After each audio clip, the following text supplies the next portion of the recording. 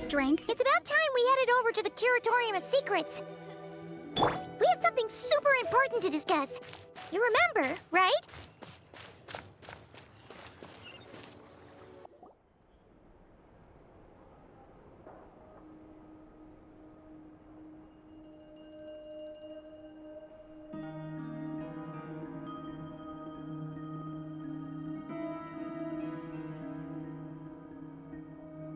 Looks like the gang's all here! Yep, all ready. How about you two? Green and good to go? Paimon's ready! Great, let's get rolling then. Great. Well, first things first. Wait. Someone's here. We heard your footsteps. Although... You've been here for a while now. I take it you followed the Traveler, but I don't sense any ill intent in you. Come on.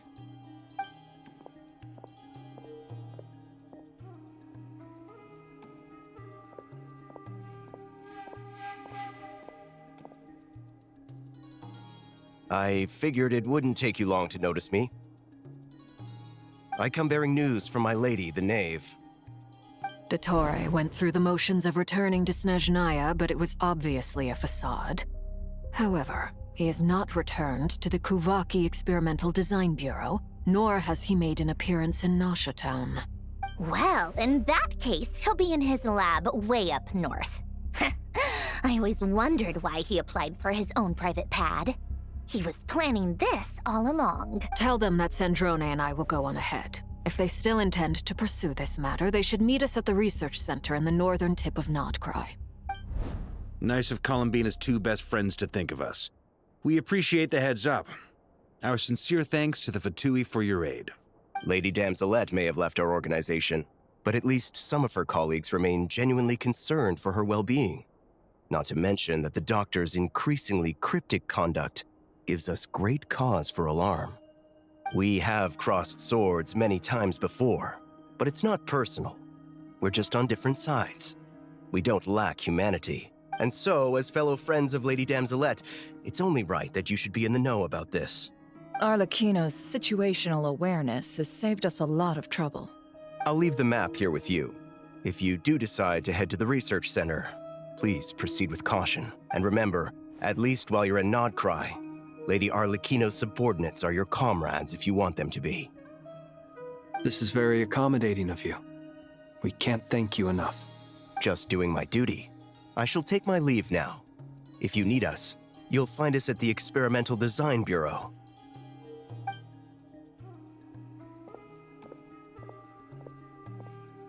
So, the Doctors left the Experimental Design Bureau and headed to some research center up north. Marionette seems to think he's been planning this for a long time. But when did it start? Before he even arrived in Nodkrai? It seems his loyalty to the Tsaritsa is lip service at most. Behind the scenes, he may even be working against her. Whatever his motives, we know that he's decisive and incredibly ruthless. Facing him unprepared would be a recipe for disaster. At this stage, it's difficult to predict his next steps. I suggest we split into two groups. We need some people to stay behind and guard Nasha Town. Well, as much as I'd love to help, infiltrating research labs isn't really my area of expertise. But at least take Cool Your Jet's Ducky with you. It should be some help during the battle. And as for Miss Ineffa, I suppose you will stay to protect Miss Aino? Detecting operational logic. Protect Aino. Priority. High. Just in case, Servarka, I think it would be best if you stayed behind as well. You can leave the research center to us. I mean, I would have said the Knight of Berea should probably be out on the front line, but okay, fine. Leave Nasha Town to me. Be careful out there, okay? If things get out of hand, fall back right away. Jahoda will be on hand to assist you. In my absence, she can handle any intel gathering work. You got it, boss. You guys make sure to get back here in one piece, all right? We will. Things are moving fast. We'd better head off soon if we hope to keep pace. So, it's infiltrate a secret secret research facility, or... Yeah, alright. Paimon will help out here instead. Sounds like it's gonna be a pretty intense fight. We all have to bring our A game here. So, anything you need to wrap up before we leave?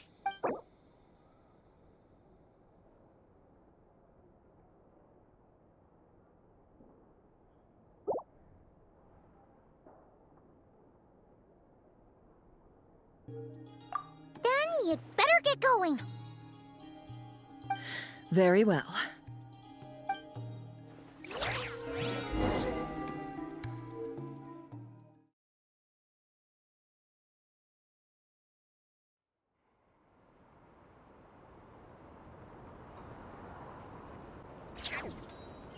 All these broken machines on the ground. Someone got here before us. Could it be Arlecchino and Sandrone?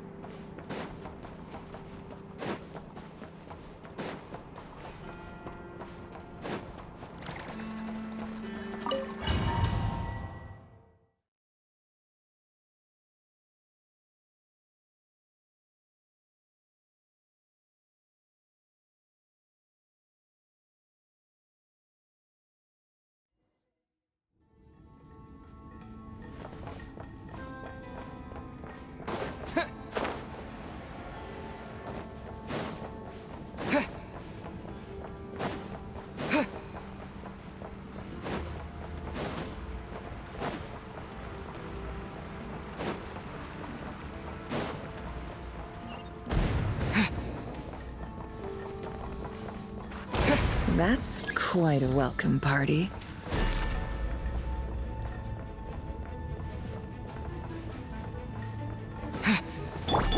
You poor lost lamb. It all adds up.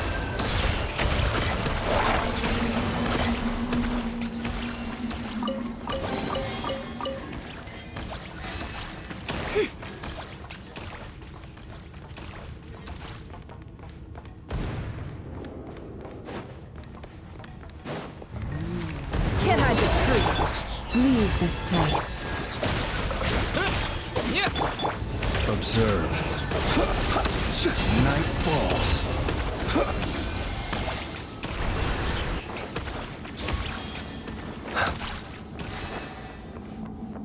Get back! I said get back! Do you hear me? Why isn't it working? No! Don't come any closer! Don't!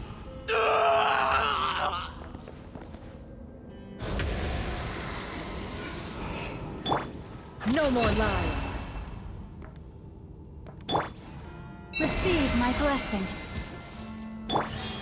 Water jet!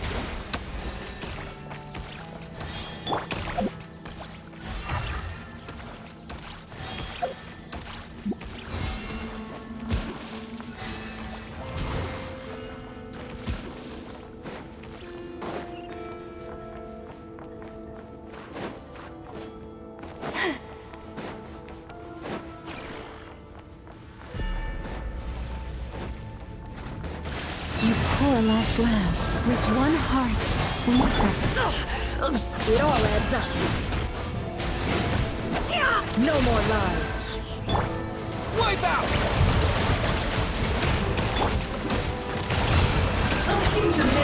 You poor souls. May your spirits find peace. Grab that key on the ground. We'll probably need it at some point.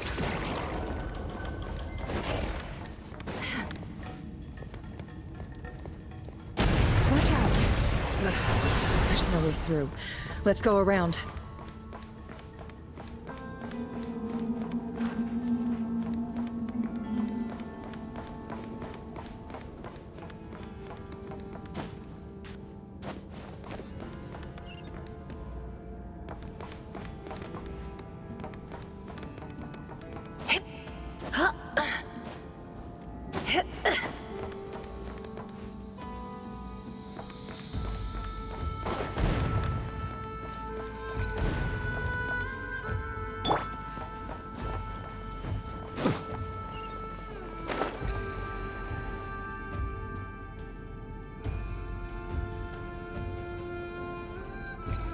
What the?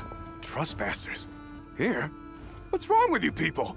We're looking for the doctor, and we understand he might be here. I see you're fleeing the facility. You looking to settle a score with the doctor? Good luck with that. I don't think you have many chances left. Perhaps. But you might have a chance to live if you start talking. 2 other Harbingers had the same idea as you. They're already inside. But what good is it gonna do? The doctor wouldn't do something like this unprepared. Seems to me that you're not too thrilled about being his subordinate. Also, is it just me, or do I sense monsters nearby? If you'd prefer their company to ours, that can easily be arranged. We need to know what the doctor is up to. Please, if you know anything at all, tell me. This is about more than us versus the doctor.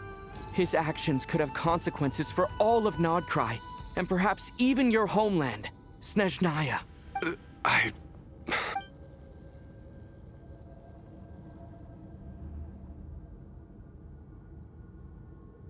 He's building something. Ambitious doesn't even begin to describe it. Feels like this could be the big one. God knows how long he's been planning it. A while back, he told us he'd be returning to Snezhnaya. We weren't expecting him back so soon. This time he brought some gemstones with him, or something. 2 of them.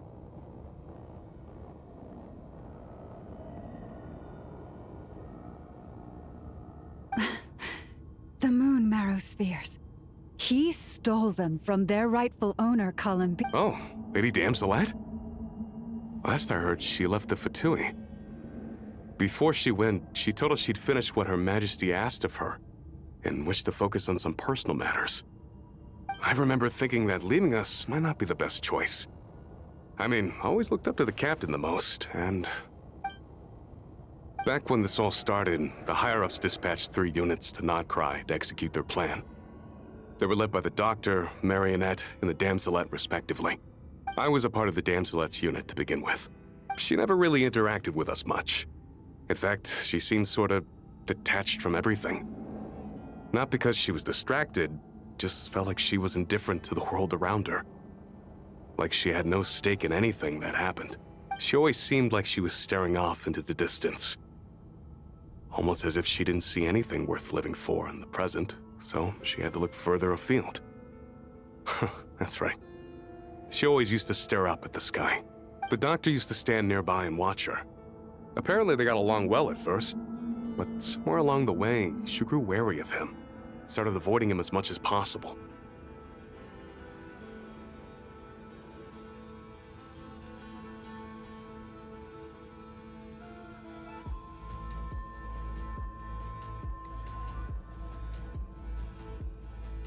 After she left, everyone in our unit merged with the doctors. He's similarly indifferent to the world, except when it comes to the moons. He seems to have big plans for them.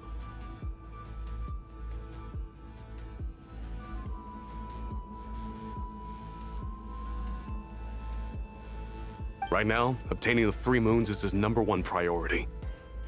He even said, if he can only get his hands on 2 of them, he'll create a 3rd one himself.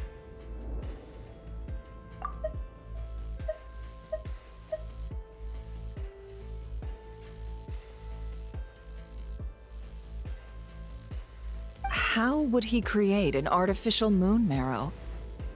Maybe the knowledge he gained from the Hyperborean phantoms has something to do with it. Thank you for cooperating. We appreciate the level of detail. I get the sense that you'd serve under Columbina again if you had the chance. Would that be fair? No, she's no longer a Harbinger. As a member of the Fatui, my loyalty will always belong to the Tsaritsa. I'm only telling you all this because I don't completely trust the Doctor. His actions do not align with the goals that first brought us to Nodkrai. I understand. We'll do everything within our power to stop him. The Knave's unit is based at the Kuvaki Experimental Design Bureau. Maybe you can seek refuge with them. Well, now we know what's going on here. Artificial moon marrow. He's likely well on the way to completing it. Dottore's technological capabilities are far more advanced than I thought. I fear this could get ugly. Everyone, prepare yourselves.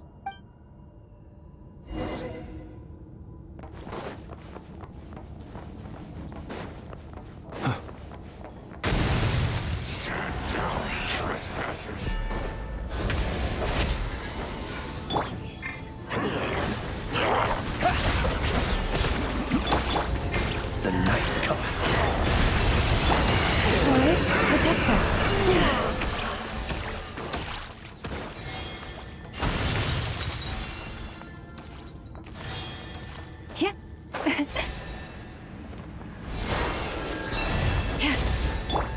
Yeah. It all adds up.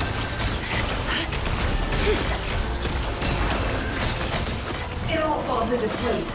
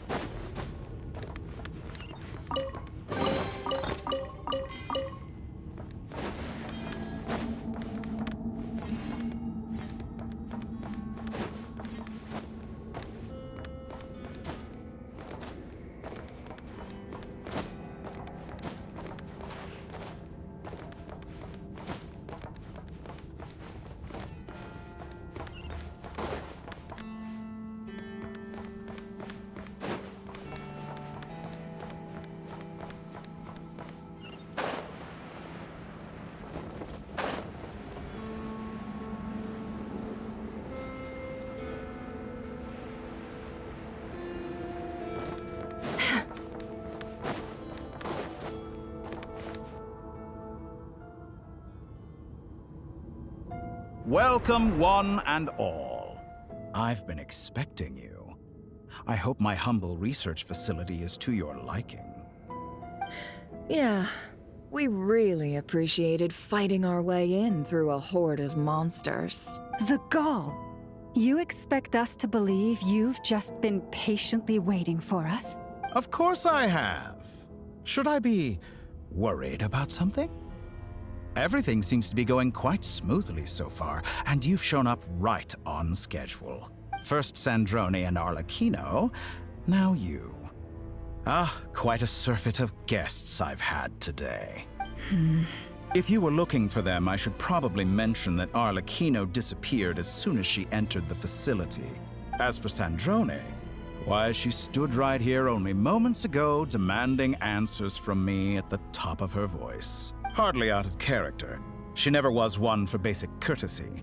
But I have to admit, I was a little surprised to see her showing concern for someone besides herself. Does everyone you associate with undergo such a change in temperament? Speaking as a researcher, I have to say, it is not a change for the better. It threatens one's ability to remain objective. Well, since you ask... So you've got your hands on the moon marrow, and now you're claiming godhood. Don't you think that's a bit of a stretch, Dottore? I must protest what you are insinuating with that phrase, claiming godhood. I am not claiming anything. I am stating a fact. You're a researcher. I'm sure you appreciate the distinction between the two. Huh? Wait, you really think you're all that? You'll excuse me if I'm not being a polite little lady for you. We're colleagues. We both know what kind of person you are. By the same token, I knew you'd respond along those lines. You and I both understand that facts speak louder than words. To that end, I've had my people send you a small gift. It should go some way toward helping you understand my present position. What gift? Where have all your troops gone? Who knows?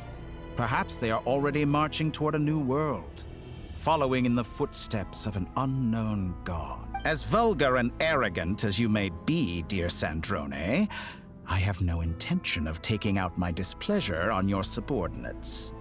They will enjoy equal rights to my own. You sent your people to the Experimental Design Bureau? That's the Tsaritsa's property. Yes, and I am very mindful of Her Majesty's instructions. But you know full well that they do not conflict with my present goals. In which case, all I'm doing is conducting another one of my experiments. Is there a problem with that? Now then, you have a judgment call to make. Am I simply lying to stall you? Or is it possible that every word I am saying is the truth?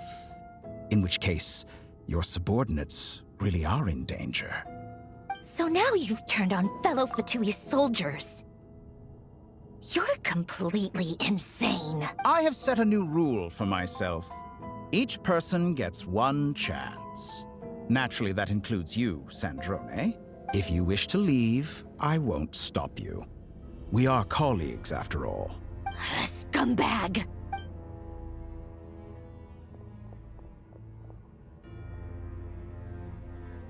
Still, I hadn't counted on Sandrone sparing any thought for the people of this world. Shame. I always found her self-centeredness to be one of her few better qualities. How can she ever hope to achieve greatness when she's so obsessed with protecting her little design bureau? It's more than a little disingenuous to speak of achieving greatness while taking hostages. Or does honor no longer mean anything to you? Honor? I have the marrow of 2 moons in my possession and will soon complete the construction of a 3rd. I will be the god of a new world. And you speak to me of honor? How charmingly naive. Those are sacred relics. You do not deserve them. In my view, many in this world do not deserve to be alive. And yet, I mercifully permit them to go on living, do I not? You'll come to regret your actions. Will I now? Let's see if you can make me.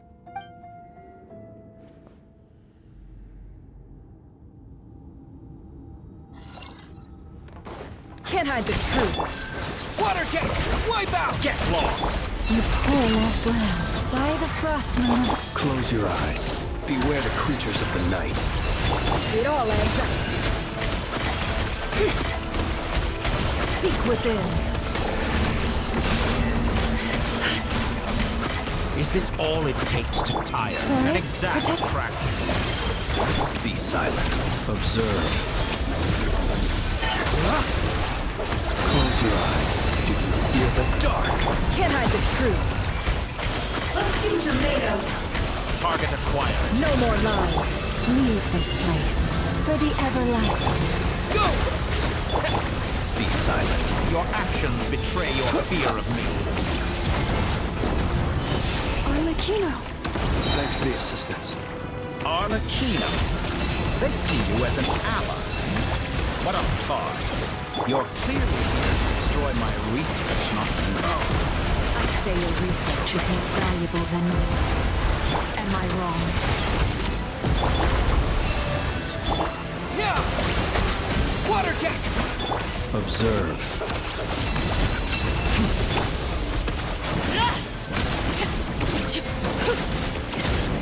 Witness mine. Your actions betray your fear of me. No more lies.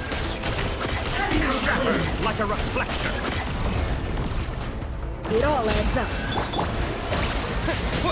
Be silent. Close your eyes. To dust. It's a grave situation. Observe. Do you fear the dark? How Water jet! disappointing. You poor lost lamb. No more lies. It all adds up. Be silent. Night falls. Playtime's over. Is that the best With you one can heart, get lost? we pray, lush as the moonlight. Exact practice. Can't hide the truth. How's this? The deception ends here.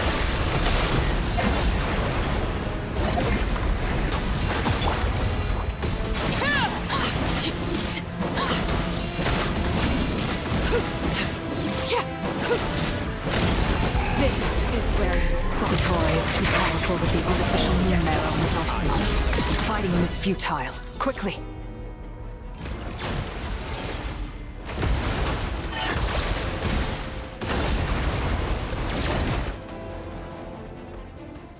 Let's go. I've always thought it is wiser to flee than surrender.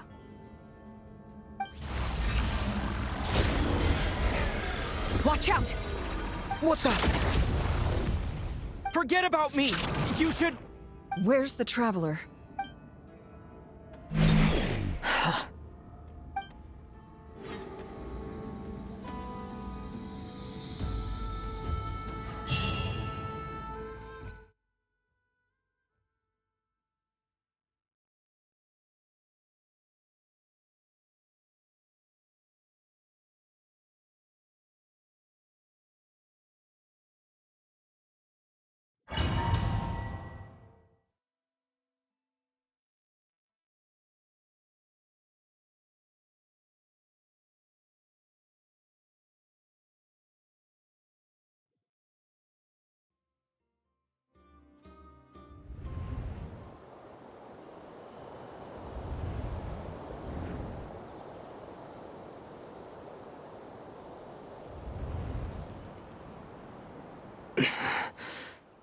What just happened? Nasha Town? How did I get here? Strange. I remember being trapped by Dottore during the battle. And now all of a sudden, I'm here.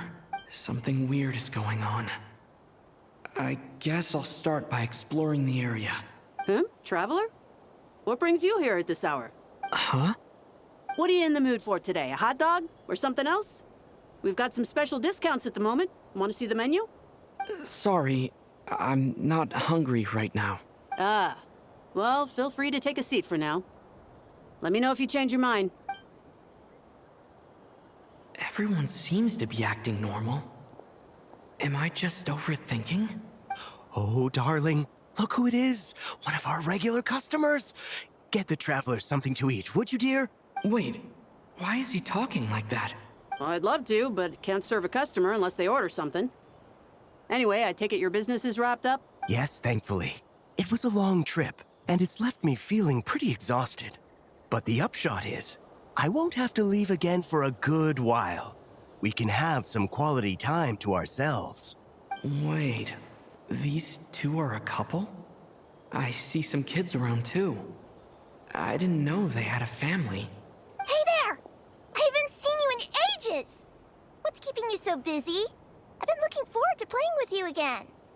You forgot already? You're silly. Daddy brought you over to our house recently. We had some snacks together. What is she talking about? We've had a lot of customers over the last few days, so we've been real busy. And like my mom always says, some people are more than just customers. They're friends. Oh, another customer's arrived. I better go see what they want. This is all wrong. I never once heard the owner of this restaurant talk about their family. It certainly isn't a family-run business. And that child? I don't recognize her at all. Could this be a false memory? Very good. I knew you had it in you. Aren't you going to try the house special? When did he show up? No. None of this is real. You don't seem to like it here. That's fine. We can change venues.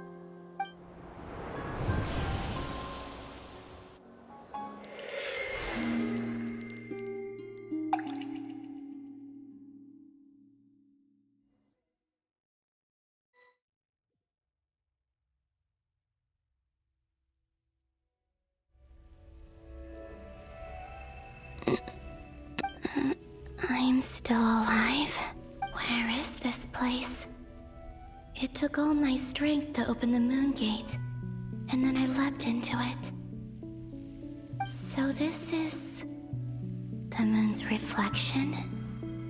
The mysterious realm beyond the gate?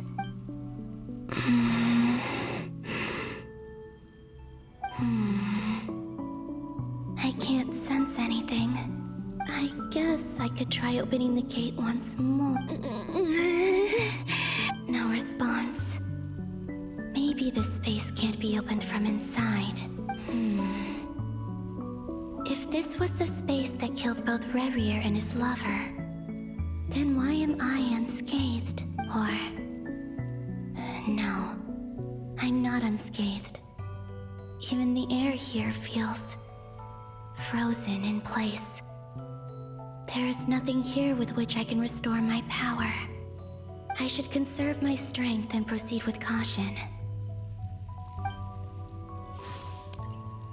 I don't believe Dottore's scheming will stop just because I escaped. If there is any chance that I can get back to the others, any chance at all, I must return.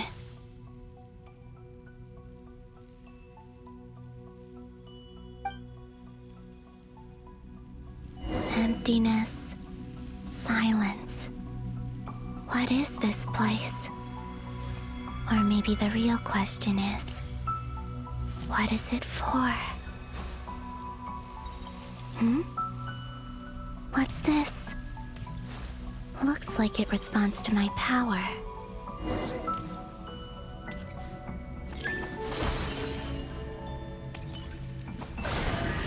Golden. Like Kuvaki. Is it some sort of guide? And why does it feel so familiar? I might as well follow it.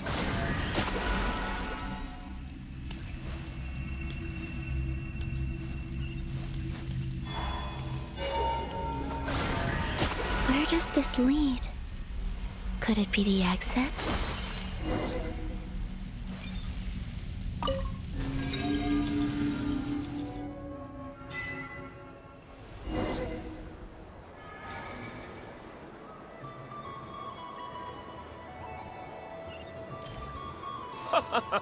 Welcome home, Moon Goddess.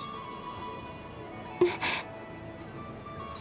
this Nasha Town? But isn't Moonprayer Night over already?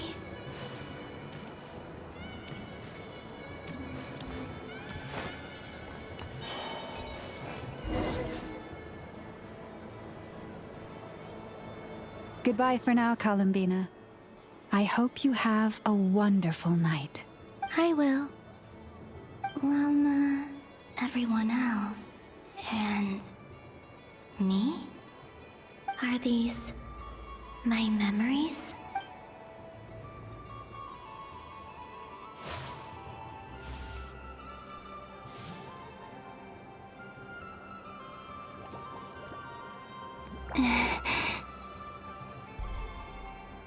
I can't touch them. It's as if we're separated by some impenetrable power.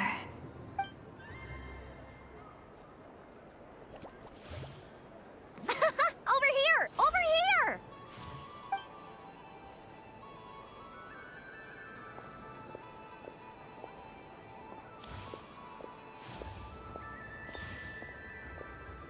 But the people in these memories pass right through me. Just like when I disappeared. If only I had known what would come to pass after that. Even so, I should still take a look around. Just being back here, it gives me the strength to keep going.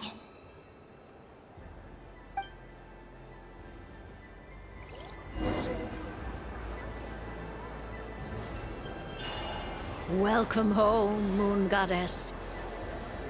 Oh, you're the genuine article. Alice was right. This Moonprayer Night was worth watching after all. Oh, yes. That was the fortune-telling stall run by Barbeloth from the Hexen Circle.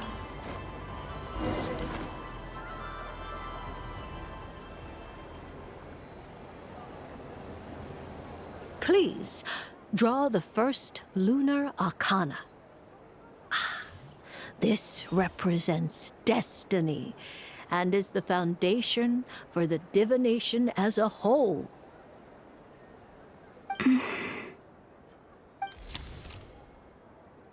My destiny. I believe the card I drew was the moon, now that I think about it. Barbeloth's divination was absolutely right. It's almost time to draw the last card. The one that represents the future.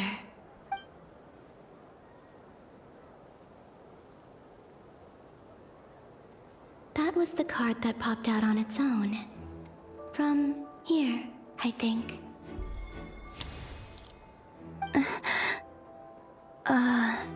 Kuvaki Pulse? What? Fascinating. I've never encountered this before in my role as a diviner. What's going on? Did that card leave the deck? Because of my influence? All I did was try to touch it, and then... Maybe this memory space is not untouchable after all. Are there weak points in the barrier? Or is it possible that there's more to this space than my memories alone? This card is death. I need to get to the bottom of this. I'll try touching something else. Is this the wind? No, it's gravity. It's pulling me outwards. No, Traveler!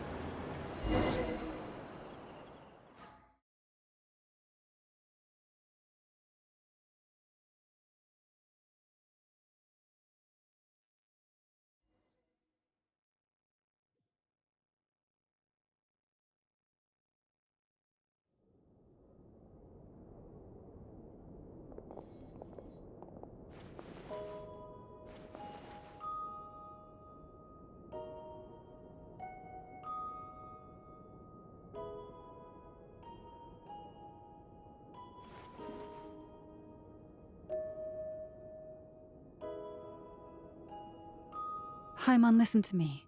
From the bottom of our hearts, we are so sorry. We completely understand how you must feel. The Traveler is trapped, and we all feel responsible for it. Don't say that! Paimon's not a little kid! You didn't leave him behind on purpose! There was nothing you could do! But... He's all alone in there! What if something happens to him? What are we gonna do then? We've barely spent any time apart since we met. Is he gonna... die? We must find a way to rescue him. We were all involved in the operation where he was captured, and we do not abandon our comrades. That being said, it won't be easy. Through conversation with the others on our return, we've arrived at a basic idea of what we're up against. Dottore's lab has clearly been in operation for a lot longer than we realized. We found many monster samples stored there. In all likelihood, they were materials he used to research his latest technology. We also know that through his contact with the phantoms of Hyperborea, he gained knowledge about the moons and certain Hyperborean technologies. Using this knowledge, he then fashioned an artificial moon marrow to serve as a replacement for the frost moon beyond the sky. Unlike Columbina, Dottore is not being rejected by Teyvat. And even with 2 of the 3 moon marrows, his power far exceeds all of ours combined.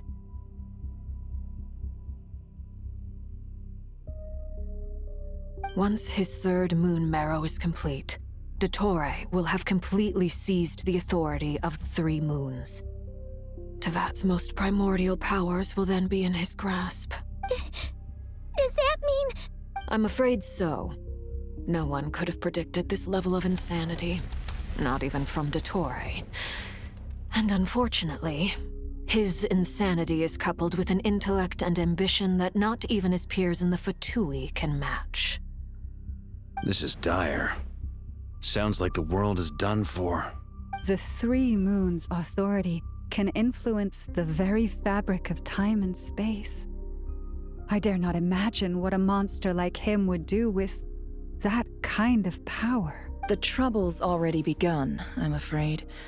On our way back, we discovered that part of Nodkrai is being enveloped by an unknown energy. We cannot ascertain what is happening inside. I'm convinced this is Dottore's doing. Not that there's any way to prove it.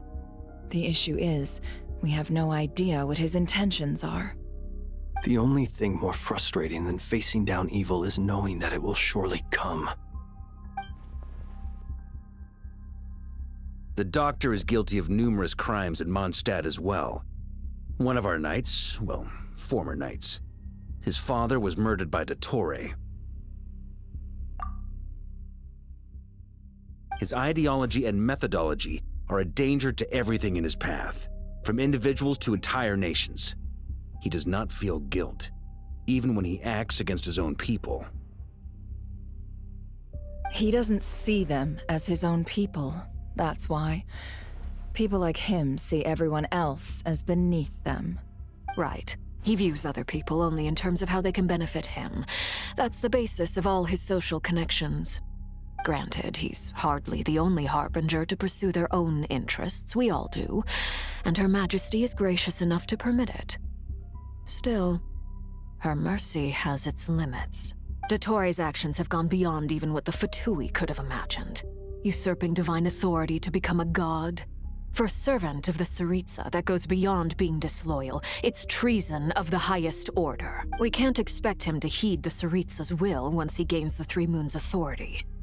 Even we Harbingers consider him the most self-interested among us. Poor Traveler.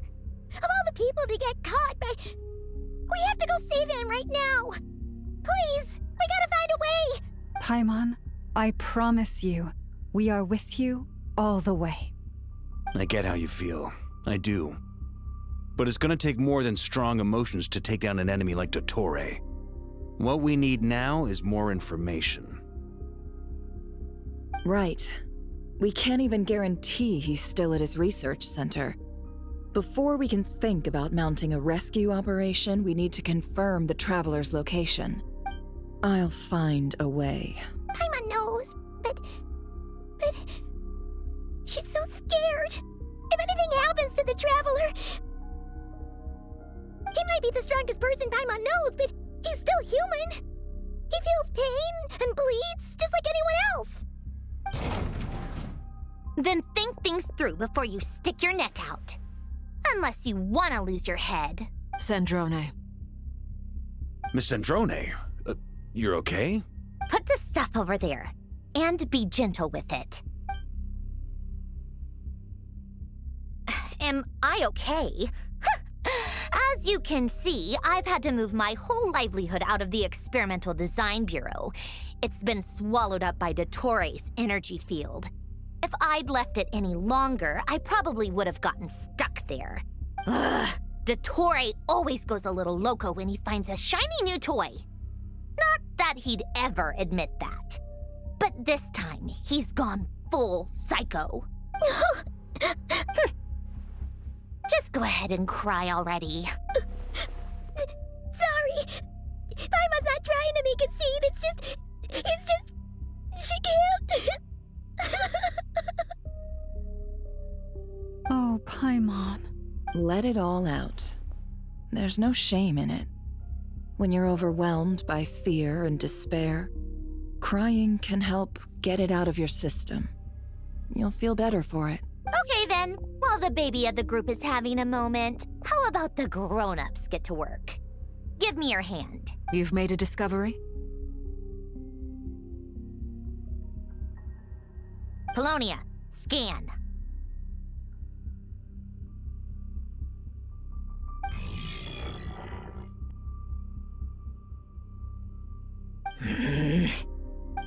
You, hand, now. Oh, I thought you'd never ask, my lady. Curses! You're next, then you.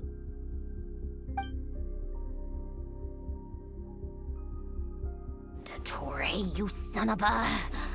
He's done something to us! Everyone who entered his research center has been implanted with some sort of curse. I don't feel anything unusual at the moment. Does that mean it hasn't activated yet? Is there a way to figure out its purpose and what might trigger it? My best guess is Dottore created it using the moon goddess's powers. 1 second, analyzing. Ugh! That friggin' maniac! So, what twisted game is he playing this time?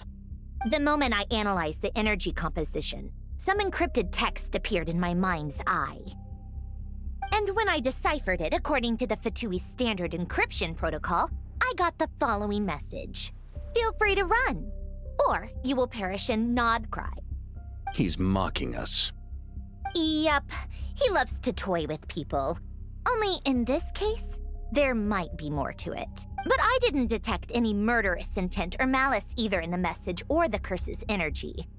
As if this is him at his least malicious. Or perhaps all people are cowards in his eyes. Maybe he thinks the threat alone will be effective. What a despicable person. And he has the Traveler in his grasp. If I may. As unhinged as Dottore may be, he has always exercised great patience with the objects of his interest. I remember a comment he made when we first arrived in Nodkrai. He said, "This world is, on the whole, an exceedingly dull place. But at least there are a few intriguing features, such as the gods, or the Traveler. Presumably, they interest him because they're unknown quantities. He wants to understand as much as he can about them." Agreed. The Traveler is Tevat's 4th descender.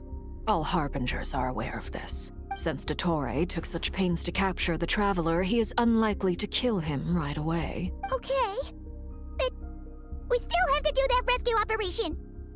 Of course. I also think we need to read between the lines with Dottore's message. If he's encouraging us to run, that means we mustn't leave Nodkrai under any circumstances. My guess is, his curse will only trigger if we leave.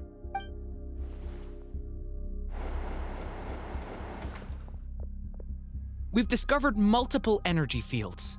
Albedo is still attempting to analyze their structure. He told me to report back first. Each field is slowly growing, swallowing up more of the surrounding area in the process. And the pace of their expansion has increased since we first examined them. His nefarious ambition knows no bounds. If this continues, the whole of Tevat will be in trouble, not just Nodkrai. The loss of Columbina could not have come at a worse time. Do we think she's truly gone for good? She entered the space beyond the Moon Gate, knowing what became of Rerir and Thelindis. I'm sorry, but I fear the odds aren't good. Don't be ridiculous. If I know her, she's busy finding a way back as we speak just so she can annoy me. She isn't dead. Whatever has become of her, the fact remains that we are 2 comrades short on the eve of a decisive battle. We need to find out the Traveler's location, but there is also other work to be done. Agreed. Whatever Dottore's planning, we have to get the local populace somewhere safe. So, as well as a rescue mission, we have to organize a mass evacuation at the same time. It would be best if someone could approach leaders of neighboring nations and negotiate emergency asylum for Nodkrai's inhabitants. Can anyone handle that? Snezhnaya is one option. I'll see what I can do. This would be so much easier if the Traveler was here. No! Stop thinking like that, Paimon. Paimon will join you. She's pretty well connected thanks to the Traveler. Maybe it'll come in handy. Either way, that's what the Traveler would do if he was here.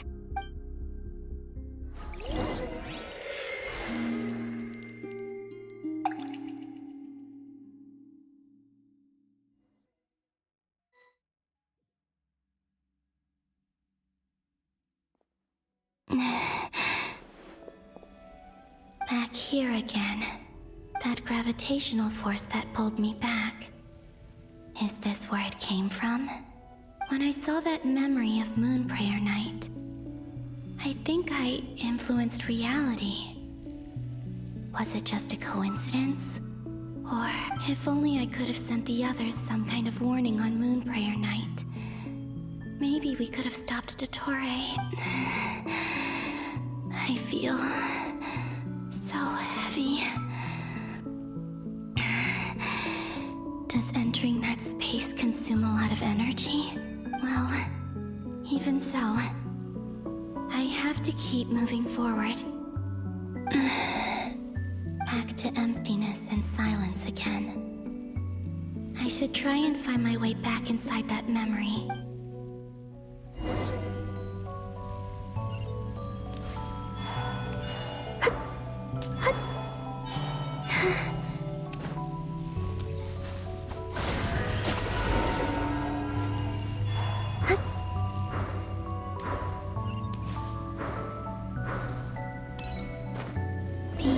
From last time isn't showing up.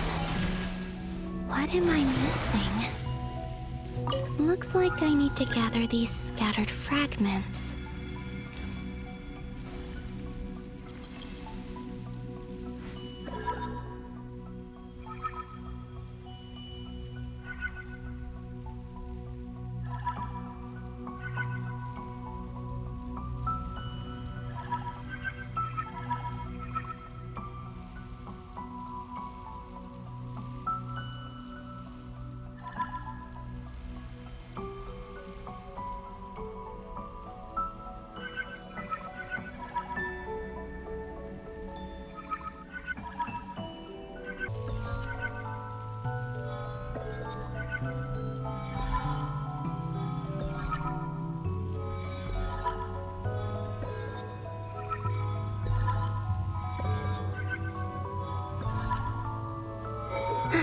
It worked!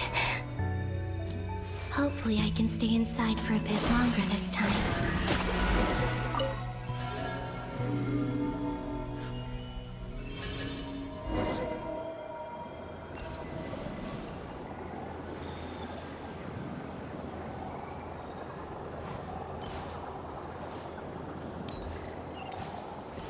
Ad Astra Abyssosque. Welcome to the Adventurers Guild. What? This doesn't look like Moonprayer Night. Extra, extra! Latest issue of the Nasha Express! I don't think I've ever been here. Maybe this space isn't comprised of my memories after all. There aren't any festive decorations around. Is this Nasha town after Moonprayer Night ended? Did Dottore's plan not affect the town? Or is no one aware of what happened because he used the Three Moons' authority? Let me see if I can influence anyone else.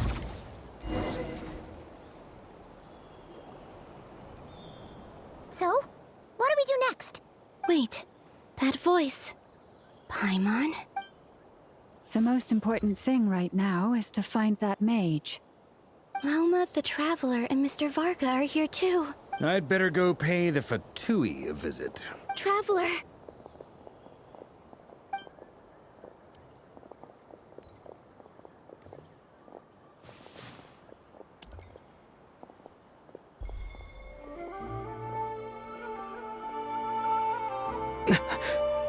Columbina? I made contact. It's me, Columbina. Huh?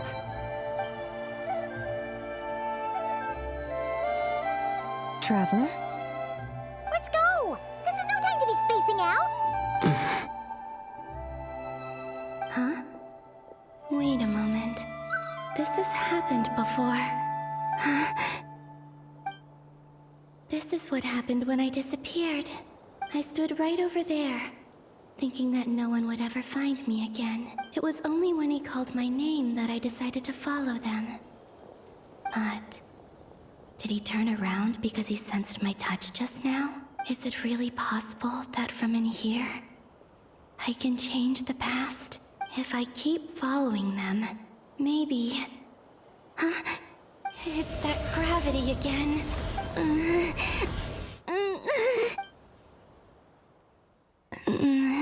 Every time I influence reality within that space, This force intervenes and pulls me back. It's as if it's trying to stop me from leaving. I'm getting weaker and weaker. I'll just have to try another approach next time. Come on, Columbina. Keep going. You have to tell everyone what happened.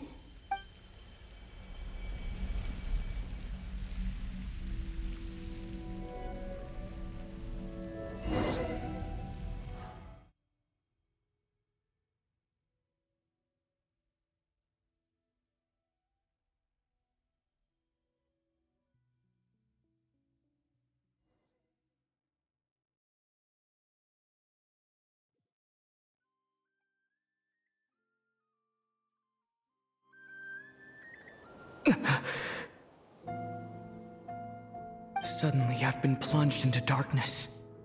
Alone. It feels strange. As if something has grabbed hold of me. Is Dori now powerful enough to interfere with space itself?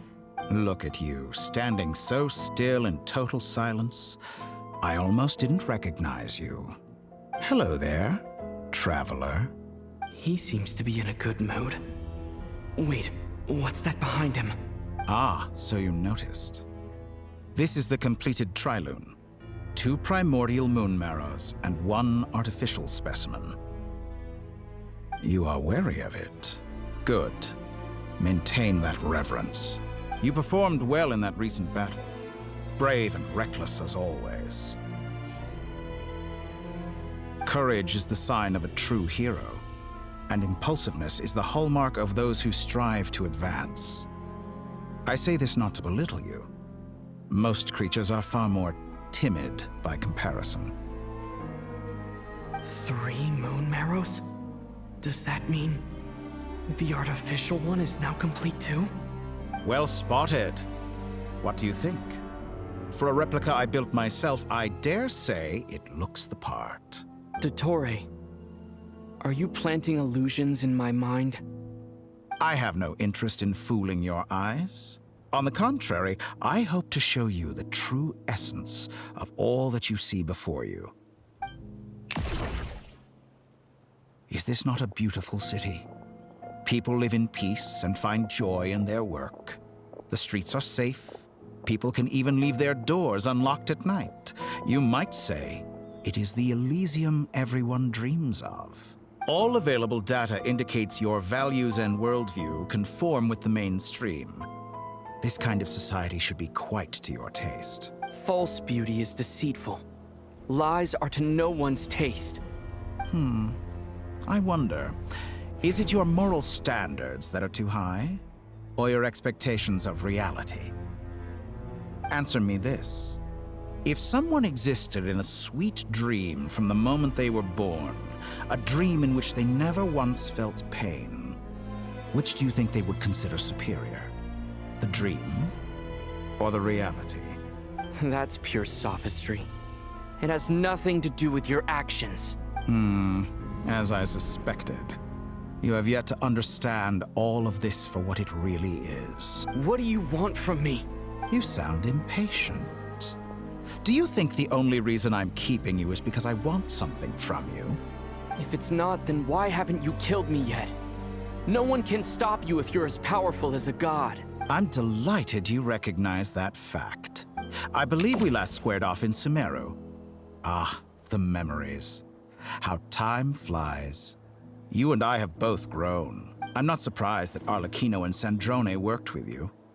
You've always a way of slowly but surely ingratiating yourself with all levels of society. People laud you as a hero, but I suspect there's more to it than that. Oh, but to be clear, I don't say that to flatter you. Do you always give your opponent an appraisal before you deal the final blow? Call it a long-time habit. I'm a researcher, and one of my duties is to give an objective assessment of my subjects. But you misunderstand. We are not opponents. Not at this moment. I just want to talk. Think back to Tartaglia, Arlecchino, Capitano, Columbina, and now even Sandrone.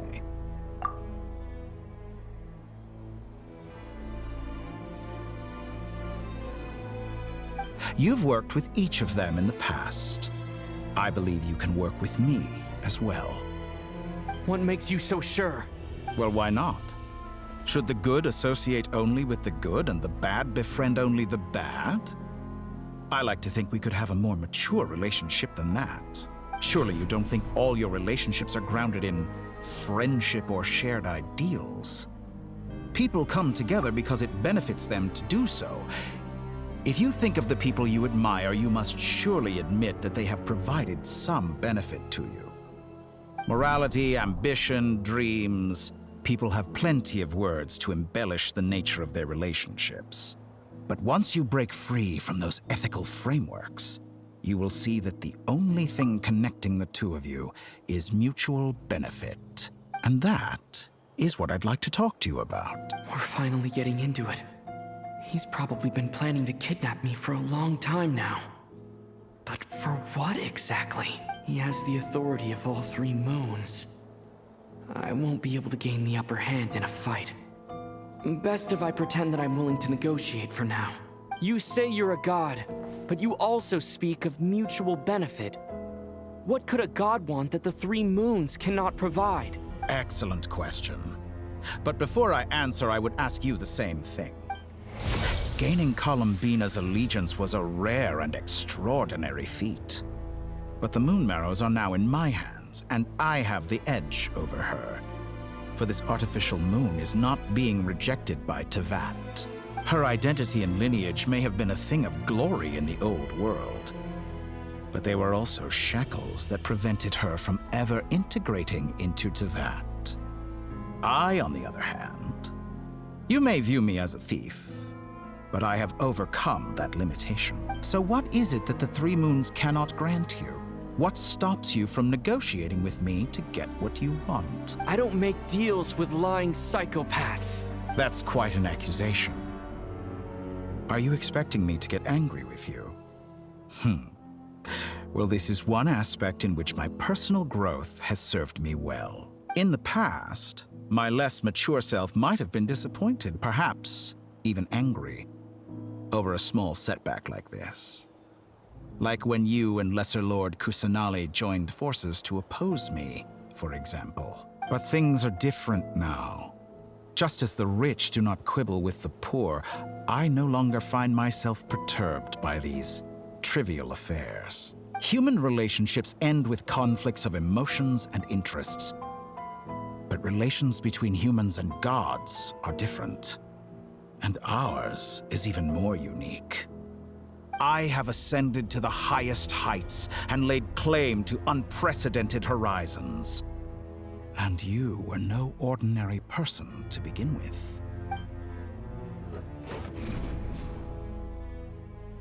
Allow me to show you the world, Descender.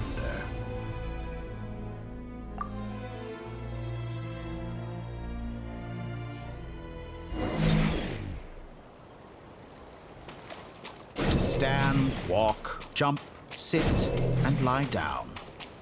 These are the most common of behaviors.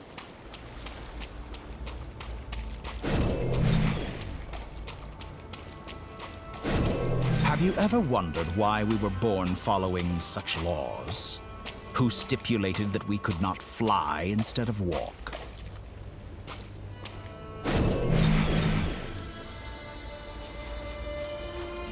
Terra Smash!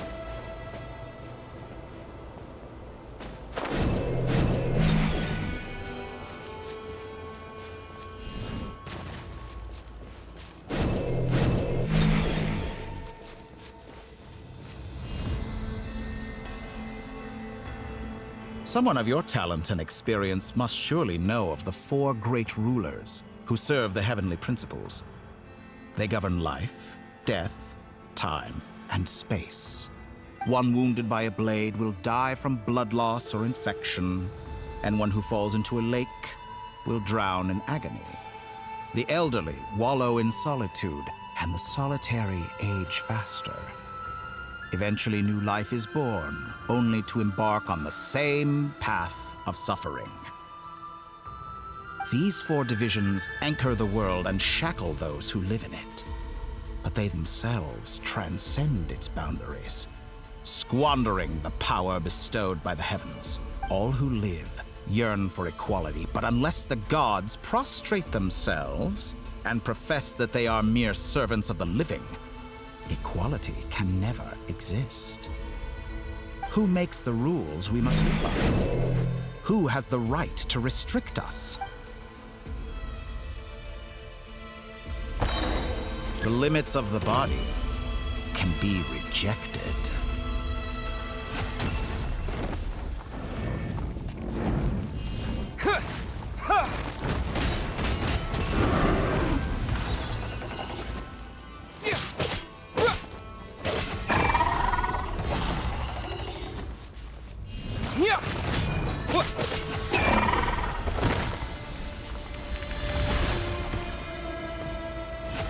How does it feel to be among those with absolute power?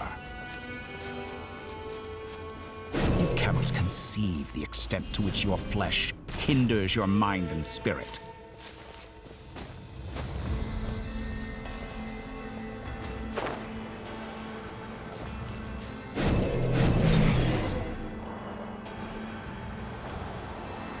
Only by discarding our useless, primitive eyes can we perceive a new world.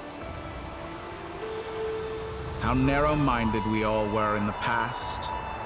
Why should the final answer of the world not be the power that predates those of life, death, time, and space? The power of the Trilune. Through it, I have glimpsed new experimental possibilities. Nature suppressed, authority exiled, souls controlled.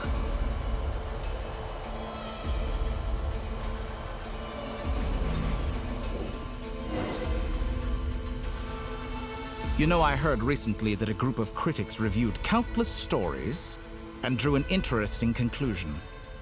They found that it is more often than not the villains who strive tirelessly to push the boundaries of progress. In fact, long before this, someone voiced a similar idea in an academia editorial. I felt a great affinity with this perspective.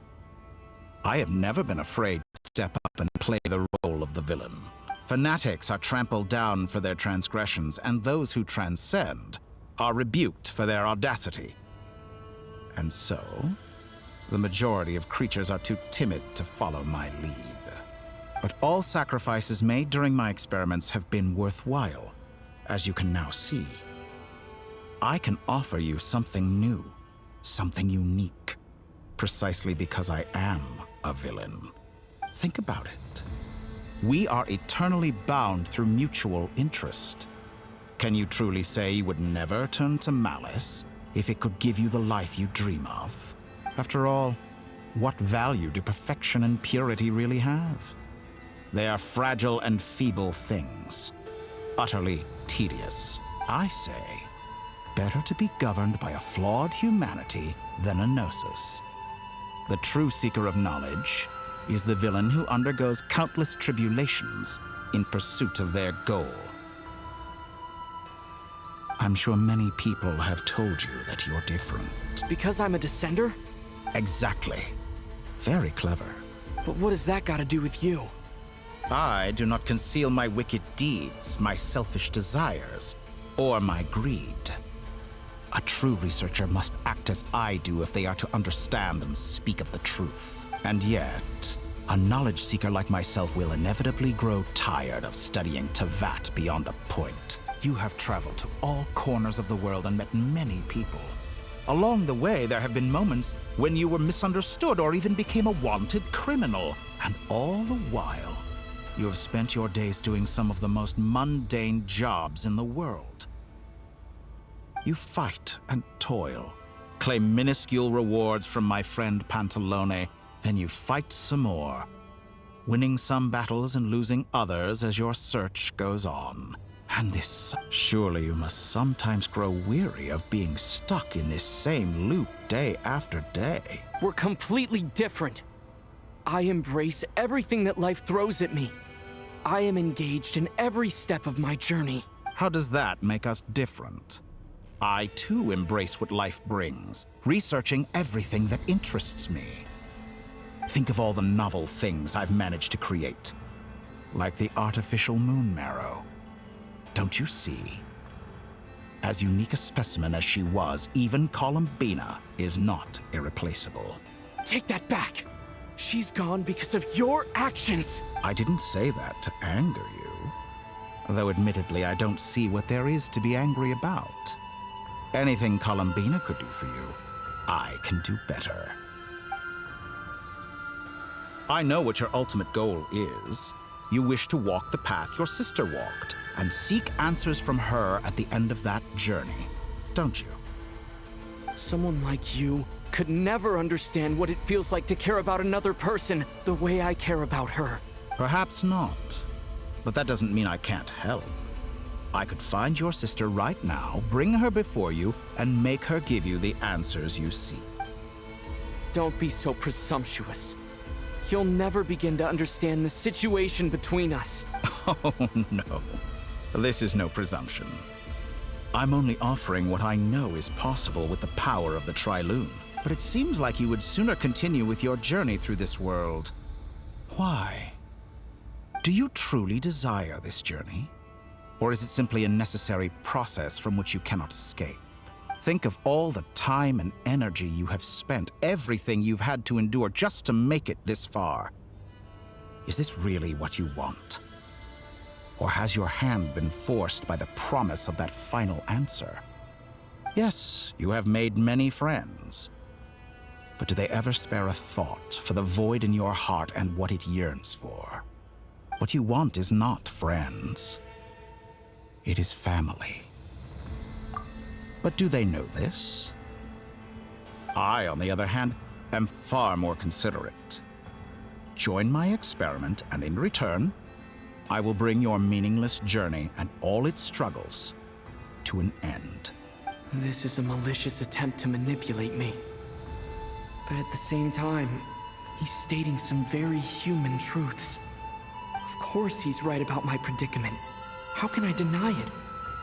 I have faced ungrateful strangers, never-ending troubles, an endless quest for answers. I want to see her. After everything I've been through, words can't describe how much I miss her. How much I want to be reunited with her. Wherever you are right now. Do you miss me too?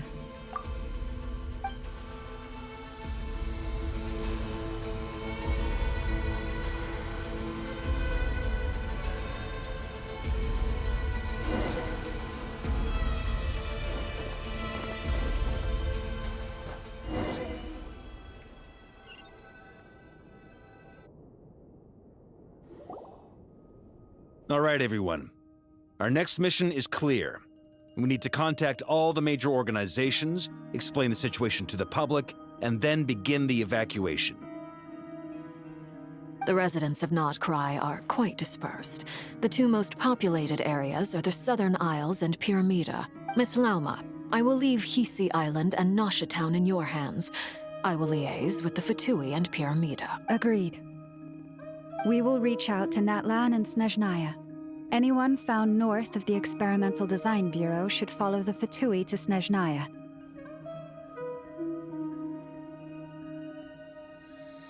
As for those dwelling south of that line, I will ask the Voynich Guild to help persuade them to leave. Then I, Mr. Varka, and the Frostmoon Scions will escort them to Natlan. The Voynich Guild has dealings with the Curatorium of Secrets.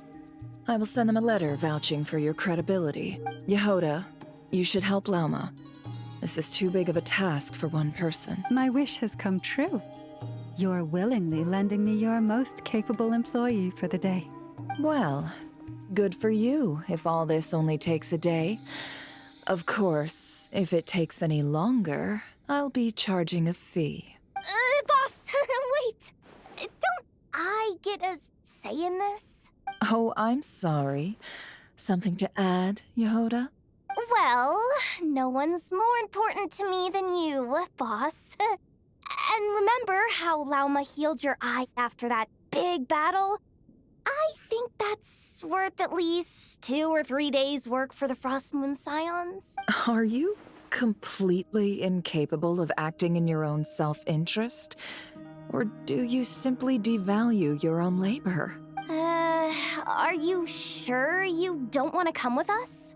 Who will see to our other work if we're all busy evacuating residents? Sandrone insists that Columbina is still alive, and we have a traveler to rescue. There's much to be done. But boss, I'm just worried that... Well, Nefer, I'll link up with you once my tasks are complete. What makes you think I'd need you to do that? I'll need it. And considering the way you approach certain matters, I think you'll be better off with me present. That's quite enough. Just focus on your work first. I bet we're in for an uphill battle here. But we can help out too. Ineffa and I are gonna help Nasha Town's residents carry their stuff. Loading schedule. Store essential local research data and technology samples, then escort the people to Natlan. Understood. I will execute this to the best of my ability. Great stuff. Thank you, ladies. I've contacted the Lightkeepers. A colleague of mine will join us shortly. I will persuade them to conduct a thorough search of the region to ensure that no civilians get left behind. As for me, I guess I'll be making an early return to Sumeru. I think it's important that someone informs the Dendro Archon of what's going on in Nodkrai. Roger that. Someone should inform Mondstadt, too. Mr. Durin, can I trust you to handle that? I think you fly faster than any of us can run. As an added incentive, get there fast enough and I'll see about getting your gliding exam waived. Really? Ha! Mission accepted, sir. I intend to stay behind and help Miss Sandrone with her research. She has some alchemy-related questions that she'd like me to explore. She recognizes your expertise, then. I wish you a fruitful collaboration. Thank you. In truth, I was surprised to hear her express an interest in subject matter outside of machines. I believe she has been investigating some Fontanian technology recently. She made a point of bringing the relevant materials with her when she left the Experimental Design Bureau. She's sorting through everything in her room as we speak. I should mention that we have one other friend who isn't present. He hasn't made his position in all of this clear. But if we know anything about him, he's likely investigating on his own. Paimon's been very quiet today. But I know how close she and the Traveler are with the Natlanese. She should come with us to the border. Okay. Paimon will do her best. Make sure to heed Sandrone's warning. Many of us have been cursed by Dottore. As such, under no circumstances should anyone cross national borders. Remain within Nodkrai. That aside, personally, I have faith in Columbina. Things look grim, sure, but who knows how it'll play out. Same goes for rescuing the Traveler. Both of them are important allies and friends. We'll be counting on you to gather intel on them, Miss Nefer. Oh, wonderful. You're all here. That voice again. Nicole? Whoa, that was loud. And it came out of nowhere. So mysterious. Sorry, this is the only way I can speak to you all right now.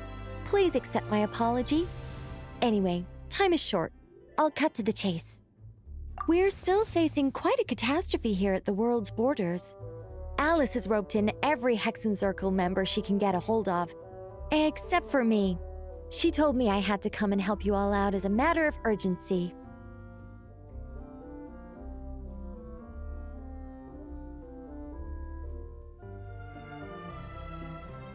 I quote, "You love talking, don't you? Well, now it's finally your time to shine. Take these. Make sure the whole party gets one each. You'll be in charge of making sure everyone stays connected."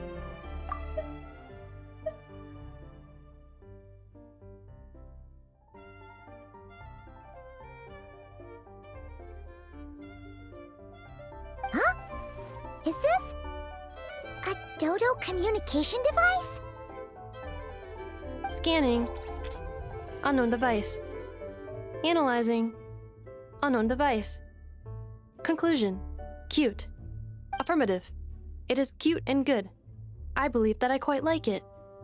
This is no ordinary Dodo communication device. It's my very own special modified version, specifically... Sorry. I almost went off on another tangent there. Anyway, help yourselves. It will allow us to communicate over long distances within Nodkrai. No more worrying about shuttling messages back and forth. What astounding technology. Am I right in assuming that it relies on your personal abilities to function, Miss Nicole? Yes, exactly. Right on cue, Albedo. Ah, I'd love to brag to you all about how it all works. But no, next time. Anyway, I'll be right with you all, serving as a communication hub. That's all from me. Head off as soon as you're ready. I'll be staying here to keep watch, and I'll be sending you my blessings.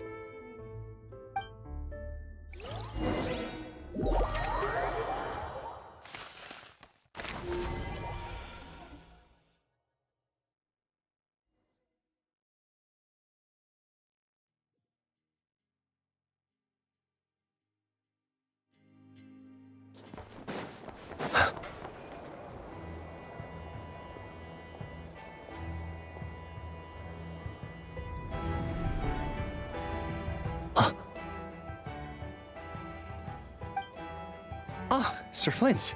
Perfect timing. I just arrived myself. You are most considerate, Master Illua. But in fact, I know you have been sitting here for quite some time. If you saw me, why didn't you say something? I was curious to see how long you could sit still for. Also, shouldn't you have managed to sense me approaching? That would be a first. You always seem to appear out of thin air without making a peep. Also, how many times do I have to tell you not to address me as master? I don't qualify. I beg to differ. Why should a young man so well versed in social graces as yourself not be worthy of that title? Please, Lord Flins. Sir Flins. I'm begging you, don't flatter me into complacency like you do with everyone else. You understand me better than most. My newest acquaintances tell me I love complimenting others. What do you think? I think they don't understand why you do it. You just love puffing people up till they're a big, happy ball of hot air that floats away into the sky. In all sincerity, I can only hope that they bring good tidings when they come back down to Earth. Is the situation that bad? We just held a strategy meeting. Let me fill you in.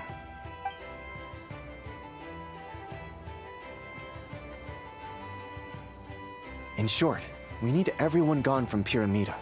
We also need a team of Lightkeepers to scour the more remote regions of Nodkrai for civilians to evacuate. I only hope we have enough personnel. We do. Old Man Nikita will definitely help, and we can recall anyone out on patrol to focus on this instead. Good. I'm sure you and the others will make short work of this.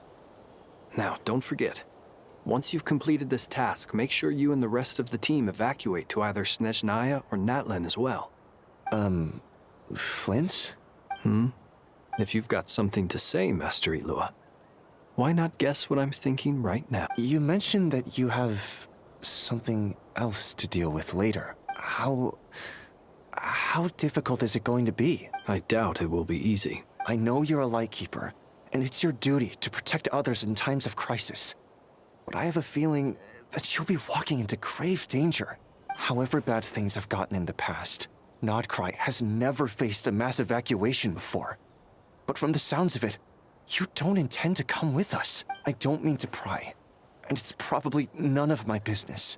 But whatever it is you're intending, you don't have to go through with it, you know. I've been afflicted with some sort of curse, and I'm told it may well trigger if I set foot outside of Nodkrai. As such, I cannot leave. I have to act, if for no other reason than to fight this curse. What? No. Why? Why would anyone want to curse you? There are plenty of people out there willing to trample over others in pursuit of their own goals. Frankly, Sir Flins, I am furious. You're making light of what is an incredibly serious situation. Indeed I am. And? And what? I told you, I'm furious about this. Nothing I can do about it, I'm afraid.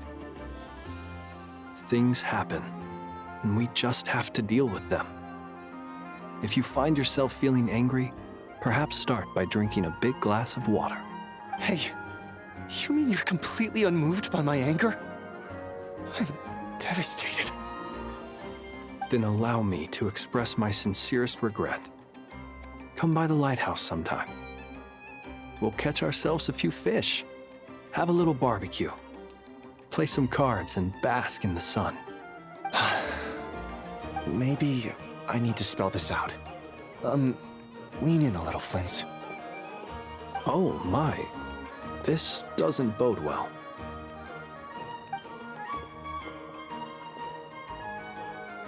Word is that you were caught up in a real horror show recently. People were amazed that you returned safe and sound. They've been debating whether you're even human. I've returned safe and sound from plenty of crises. When you say people, do you mean other people? Or do you just mean you? Fine. I'll be frank. You're... Heavens. Now that's a horrifying thought.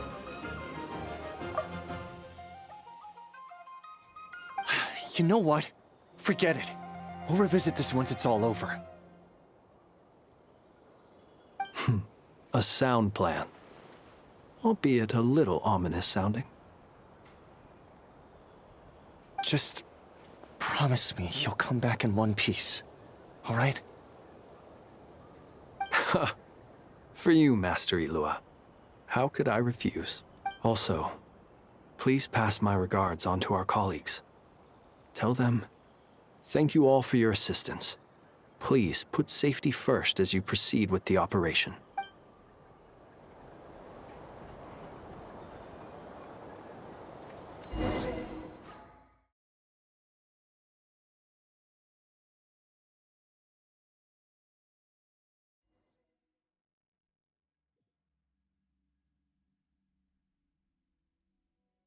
I have to keep searching for a path toward reality.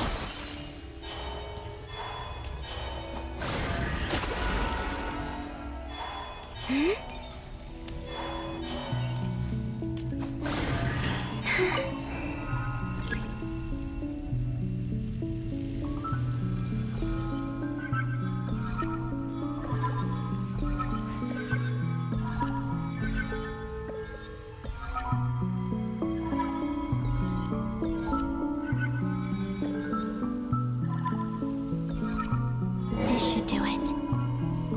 The last 2 times I tried to influence reality in this space, it consumed a lot of Kuvaki. I'll try and be more careful this time. I need to leave key clues behind using less power. I hope everyone still remembers what I said on Moon Prayer Night.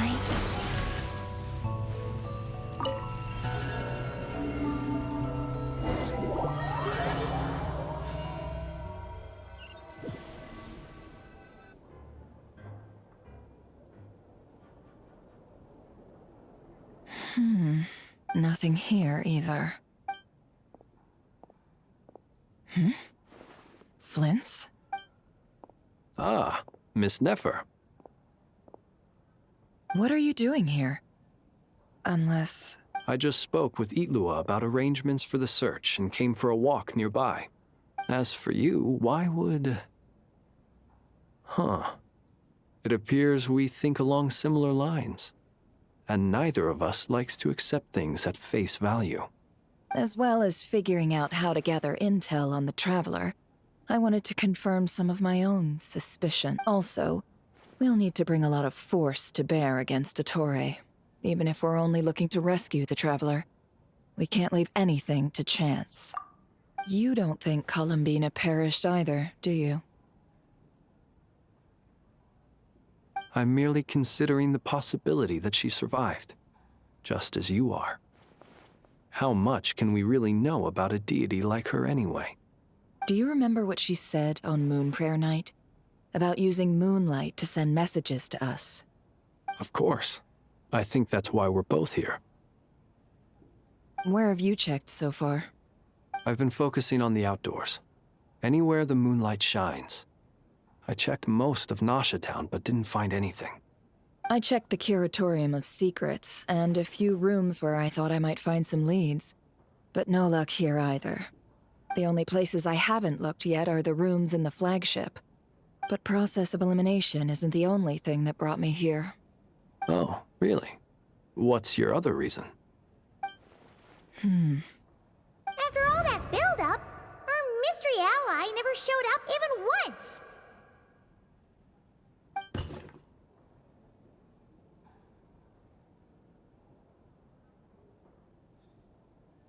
Huh?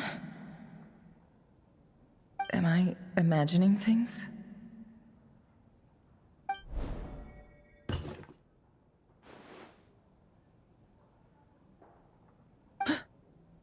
Come on, let's see what's going on. Oh no. I knocked over a vase as soon as I came in. It must have been caused by a Kuvaki fluctuation when I entered the space. Although, it seems like I'm not about to be pulled away this time. It looks like as long as I'm careful with my actions, it doesn't count as influencing reality. Anyway, is this the flagship? The Traveler mentioned that's where he was staying. I only went into the lobby last time, so I've never actually been here before. How does this space work, if nothing else? I can now be sure that it is not simply memory. He mentioned where his room was. I think it's this one.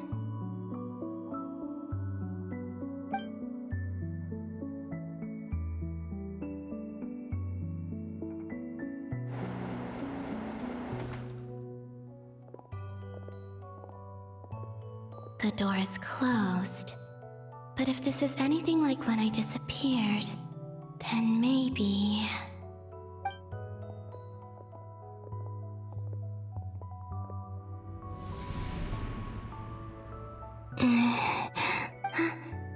I'm in. He and Paimon aren't here at the moment. I hope he's okay. I wonder what happened to him after that battle with Dottore. Best not to dwell on that for now. I need to try and leave them some clues.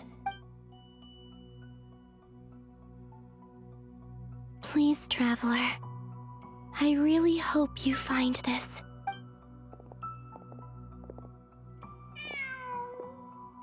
Huh. Just a cat. Nothing else here strikes me as noteworthy.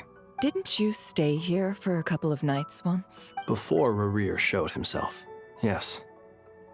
It's also where the Traveler and I first met. Did you notice anything unusual during your stay? I remember thinking how much noisier the flagship is at night compared to the graveyard. Other than that, no. The Traveler and Paimon were most congenial neighbors. This is where they've been staying, yes? Over here? That's right. I wouldn't usually condone breaking and entering, but we can make it up to them later. Focus now. I have to write a message on the wall using Kuvaki, just like I said on Moon Prayer Night. Simply open your windows on nights when the moon shines bright, and the moonlight will naturally flow towards the words I have written. Here goes. I'll need to carefully control my strength.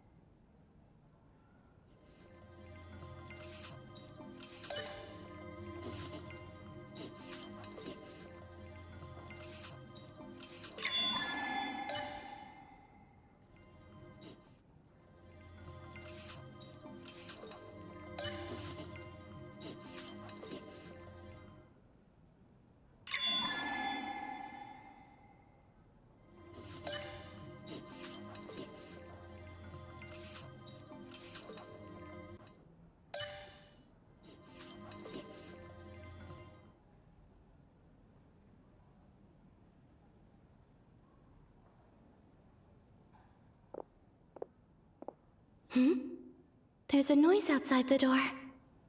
Is he back? Please, you have to see these words.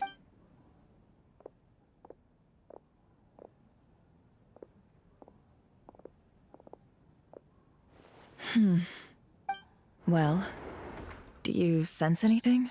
Unfortunately, no. And this place was our last chance. Not necessarily. We've only looked in Nasha Town so far. Miss Columbina said she would leave messages at her friends' dwellings. It's still worth checking where Miss Lauma lives and where I live. Let's try and make some time to look into those then. Wait. What are you waiting for? Paimon might have overeaten slightly. What's that look for? This is a victory feast. It's normal to eat a little more than usual. The Traveler in Paimon. It's really you, but why are they talking about a victory feast? Huh. You worried Paimon sick while you were out there fighting Rerir. So this is your chance to make it up to her, all right? Wait. So this is the night after the battle against Rerir. How did I end up here? That's quite a long time ago now. Wait. Time. That's it. Every time I've entered reality within this space, it's been at an earlier point in time. Every one of those points has been before I fell into the moon's reflection, and everything I've done to affect reality really did happen in the past. Does this mean that within the moon's reflection, time flows backwards? Starting from the moment I fell in? Not long till Moon Prayer Night now. It's gonna be even livelier than tonight. Although, it's gonna be sad saying goodbye to the damselette. She seems like a really nice person. Paimon. No, I can't. Even if I make contact, they probably won't understand what's going on.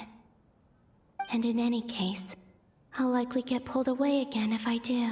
Instead, I have to find a way to get them to notice what I've written using the moonlight. Wait.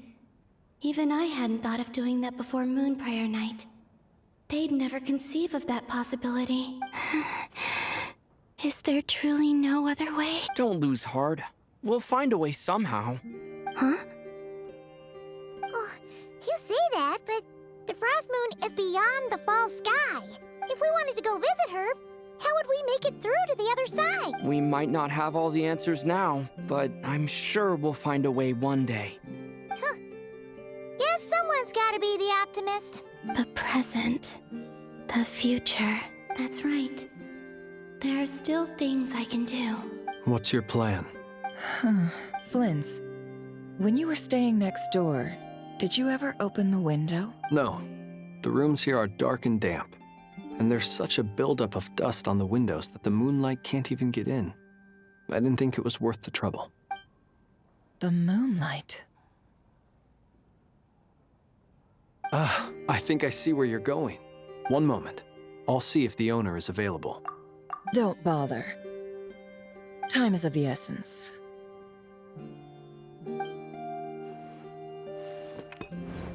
Time.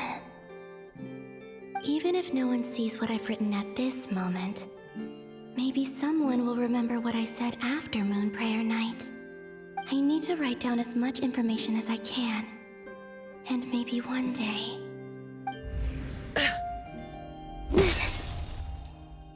Huh? What's up with you? You can't even hold your cup steady. Are you getting tired? A little. Well, you should probably hit the hay then. You've had a really tough couple of days for you.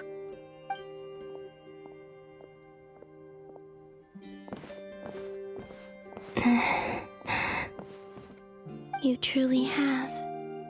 You helped defeat Rerir, helped me reclaim my name, and you helped the others organize Moon Prayer Night. Wherever you are right now, I'm sure you're still fighting against the injustices of fate. This is all I can leave for them.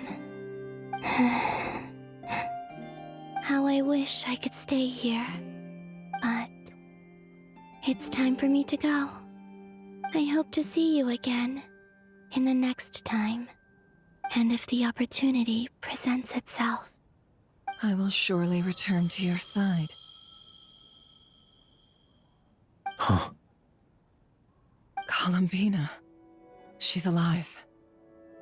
Not only that, but she's left us an entire wall's worth of clues. She even wrote down what would happen on Moon Prayer Night. It's just a shame we found it too late. I am here. Time in this place flows backwards. I am constantly moving forward. It sounds like she's found a way to influence the past using Kuvaki. But her future is our past. So, these words have been here ever since we defeated the Ray Hero Solnari. We just never discovered them. Which came first, the chicken or the egg? Do you ever mull over questions like that? Only when I'm in a good mood, and at leisure. Well, I never do. Everything that has happened already belongs to the realm of fact. As a business person, and especially an intel broker, what I do is extrapolate from those facts to try and read the future. An admirable philosophy. It's a means of survival. Let's go. We have a wall's worth of clues to share with the others.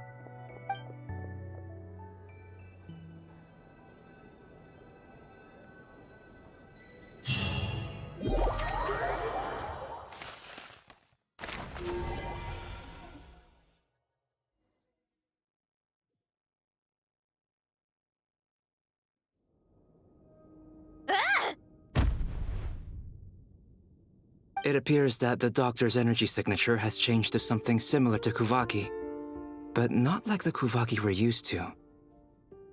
Nodkrai's Kuvaki devices will only have a limited effect on it. I can see why you've chosen to place your hopes in alchemy instead. Also, I must say these books are rather profound. My subordinates just shipped them in from Fontaine. Some of them are from the Narcissenkreuz Ordo. Some are incident reports from Petrichor, and then there's a few test reports for these junk machines. Additionally, after some further scanning, I've discovered something extremely annoying. What's that? Teyvat's skies contain multiple moons. A long time ago, when I did my first scan, I detected 3, just as the legends say. But when I checked again just now, I detected 4 moons. So there's one extra? Yeah.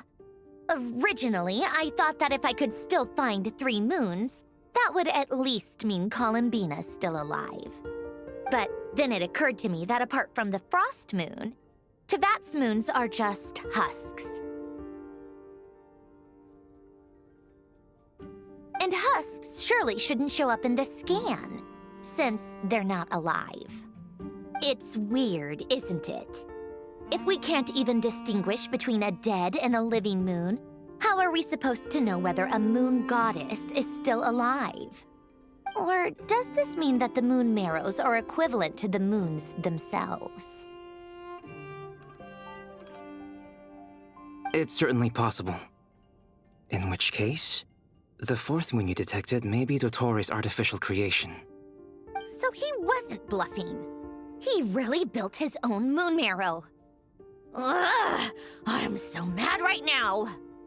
It's easy to get overwhelmed when you have too much on your plate. Maybe you need to relax.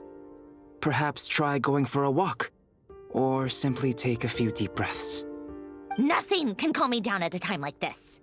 I need more time, and I need progress.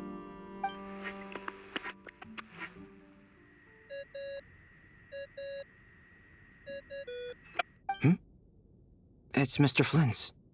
I really hate that ringing tone. Ugh. First the 4 orthants of the Narcissenkreuz, then moon marrows. Now what? Oh, sorry if we're disturbing you. Might I ask what's troubling you? What do you want? We're busy. Are you still at the Curatorium of Secrets? Yeah. Look, everyone else is still out, so there's no hurry. Plus, I'm busy, so I would appreciate if you gave me some space. Even though we have crucial intel to share? Fine, I'm listening. Do you intend to share it via the Dodo communication device? Ordinarily, I would, but this is a unique situation. I think it's best that we discuss it in person. See you at the Curatorium.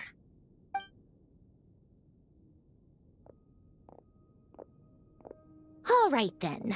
So, what's the situation? The rest of the team is still out working on their missions and evacuations, but we've decided to fill you in on the most crucial information first. Sandrone, you were right. Columbina is most likely still alive.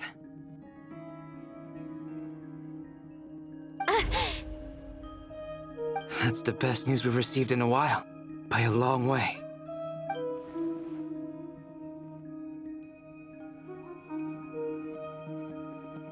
Random locations. Appearing in reverse order? Are you serious? So not dying isn't enough for the moon goddess, huh? She has to show off too. Anyway, does this mean we can deduce her condition from the moon marrows? Miss Androne, there's nothing wrong with simply admitting that you're happy to hear the good news. I'm not.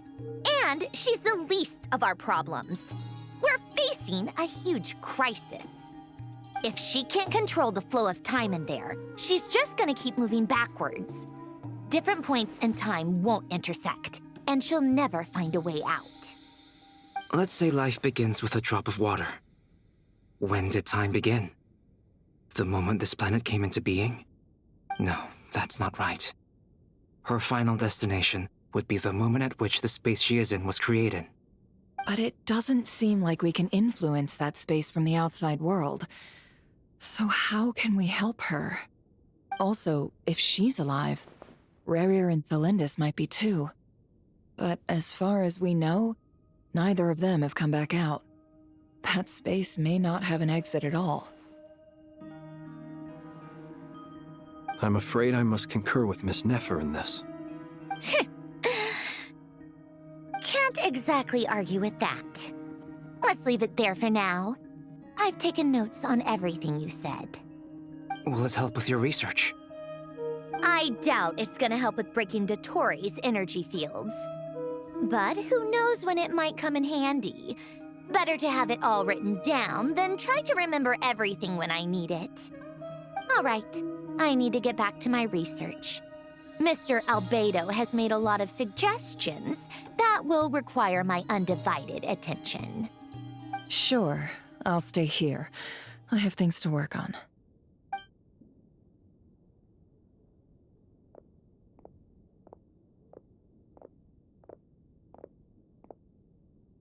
Paimon, are you there? Oh, right. She went with Varka to Natlan, didn't she? Good thing we've moved her and the Traveler's luggage in here. Speaking of the Traveler, where could they be? There's a note from Paimon. Paimon here.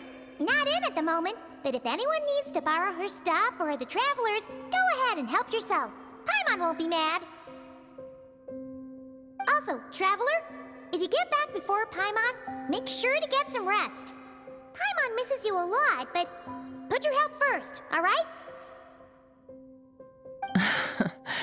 How sweet. Well, since you offered, Paimon, don't mind if I do. This is the Traveler and Paimon's luggage. All the items they use day to day are here. It's well organized. I wonder which of them is responsible for that. What do we have here?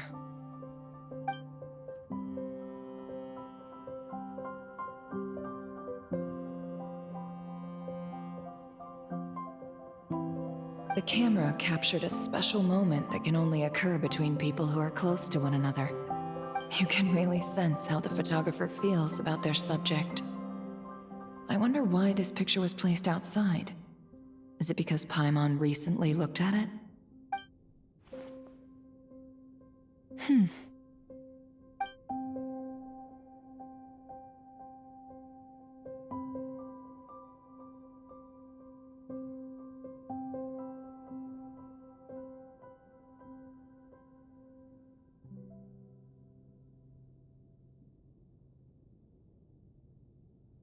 This must belong to the Traveler. Perfect.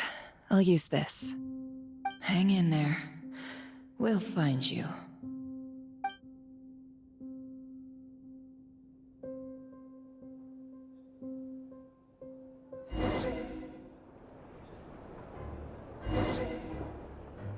Polonia. Search keyword world formula and bring me all relevant books.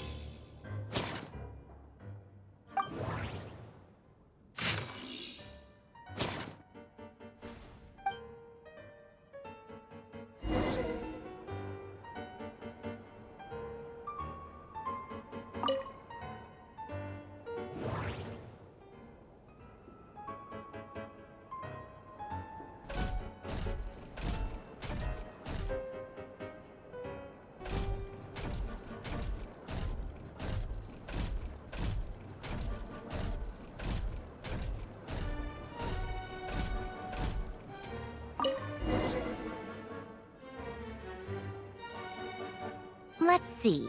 This one is Ontonki's sermon dictation concerning the apocalypse. I believe that the correct term for this is Fortuna. This was an ancient Romorian technology, a wisdom unparalleled. I never imagined that Romorian ideas would be so similar to the diagram I have named, the world formula. This is strong evidence that human civilization should gradually shed possibilities as it continues to explore and evolve. The end of humankind may well be upon us right now. The sparks of civilization shall run out, unless we consider introducing variables from outside the system. Variables? Surely that can only mean one thing. Descenders? Dottore likely captured the Traveler because of his descender status. But the Three Moons' authority comes from the world itself. Why would Dottore need anything beyond that? Where does this variable factor in? The world formula calculates the fate of an entire world. Introducing a variable would therefore give us...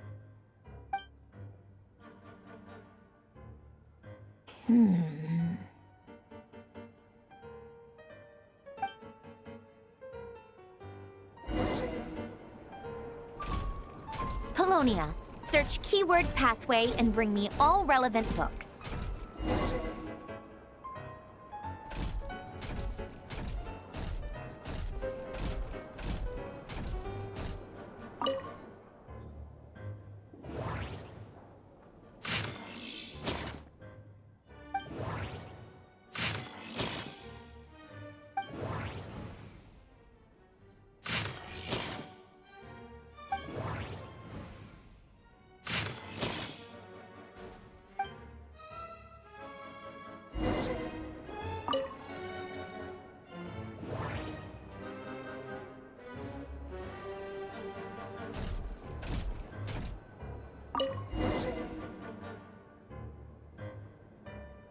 Otonki Sermon Dictation.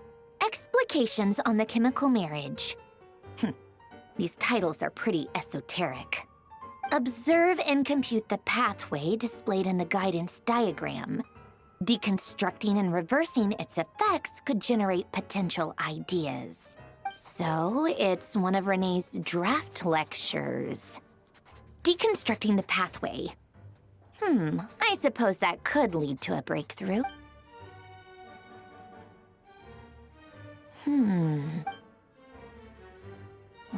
This is so long. This guy sure loves showing off his knowledge.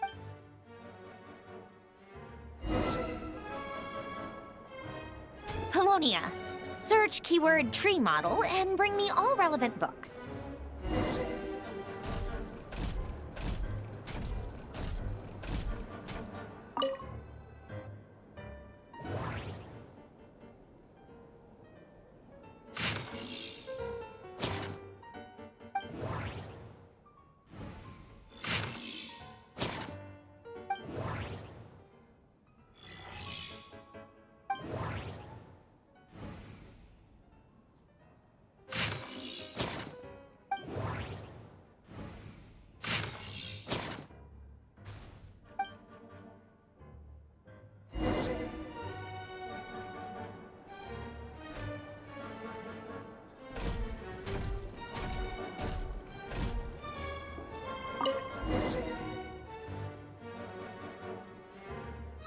Most of the experimental devices proposed by the Lilia Crucis Ordo are built based on the simple and basic logical structure of a tree model.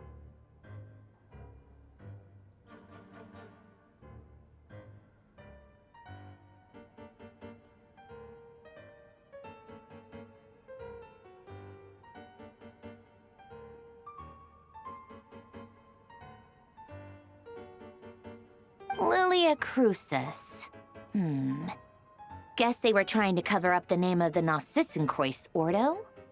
When Duke St. Germanus departed, he said, "It seems that there's no going back." Alas, he is only a genius when it comes to machines. In all other things, he is but ordinary. Excuse me? I'm sorry. That's just ridiculous. What kind of book is this? Great Detective Herlock, the Alchemist and the Clockwork Saint? Isn't this a novel? Come on. Still, the author swears that they knew Renee well. Whatever. I guess it's not beyond the realms of possibility that Renee would say nonsense like that on occasion. Memory, wishes, souls, and persona. Frankly, this sounds more like occultism, but if Albedo vouches for it, I suppose there must be some alchemical basis to these techniques. The way Alain Guillotin saw it, the world was comprised of machines. The universe needed machines, and thus his technologies were created. That's why I was born. René, his full name was René de Petrichor, if I recall correctly. Sounds like he and the town must be intricately connected.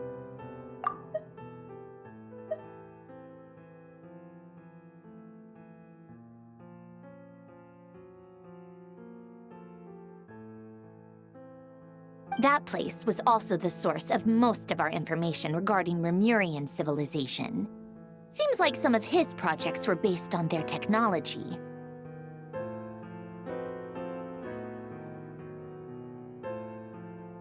The cutting of souls and storing them in vessels. These seemingly unrelated techniques underpinned René's research. Assuming that the 4 orthants correspond to alchemical categories. The chemical marriage model? Alain would have scoffed at that. He never would have let those theories or parameters anywhere near his mathematical formulas.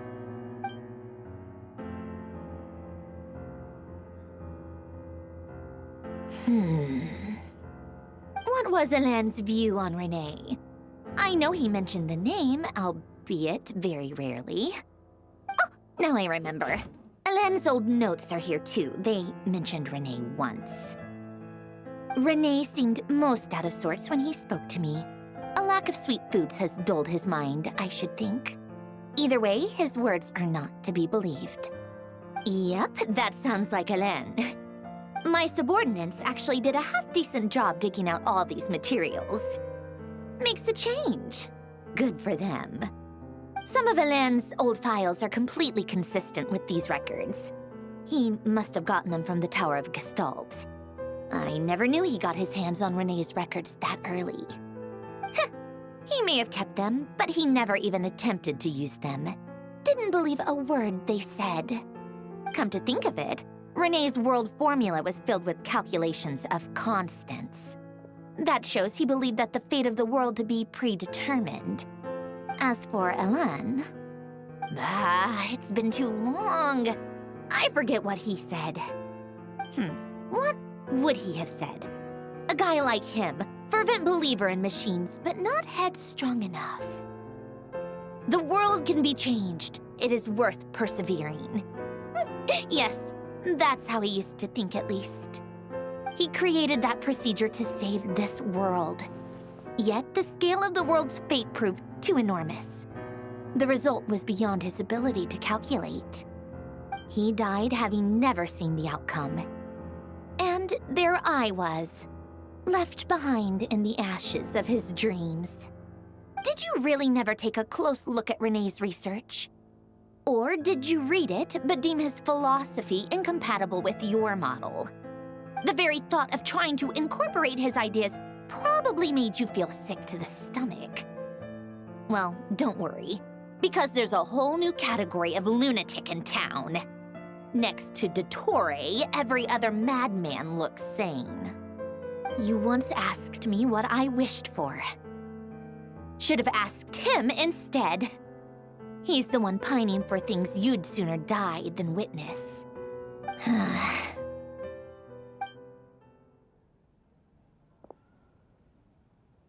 Even the tiniest variable can make big waves in the present. Now then, allow me to put these incompatible fragments together in your stead. First, establish and verify the existence of the Great Circle. Absolute nihil on one end, absolute reality on the other. Now, search between these two extremes. Then, the construction criteria. Variables. The sparks of civilization shall run out unless we consider introducing variables from outside the system. Input variables. Traverse the world, space-time, and civilization, then extract the essential nodes from the records to determine which variables they point to. The primordial power that differentiated itself from the void. The power of light. Yes, light. Records. Hyperborea. This is so horrendously complicated. After all that, I'm still missing a few variables. I need to think this through again. How do you think it looks, Polonia? Like the frenzied scrawlings of a madwoman? Fine, keep it to yourself. It's not like you can talk anyway. I'll assume you gave it a passing grade. I jest. But true madness does often start with trying to save the world. What would Arlecchino and Columbina think if they saw this incomprehensible hen scratch? They'd probably have me institutionalized. So would Rosaline. She's been dead for a while now. When I close my eyes and think back, I can still see her face. And that enormous dress she used to wear. Such a bizarre choice. What possessed her? Oh, and the clack-clack of those heels used to drive me insane. No one's asking me, obviously, but I hope you all know that I never wanted to save the world. I'm not crazy. I don't have delusional ambitions, and that's a clinical fact. The world needs a solution, but I don't need the world's validation. It's the world begging me for answers, not the other way around.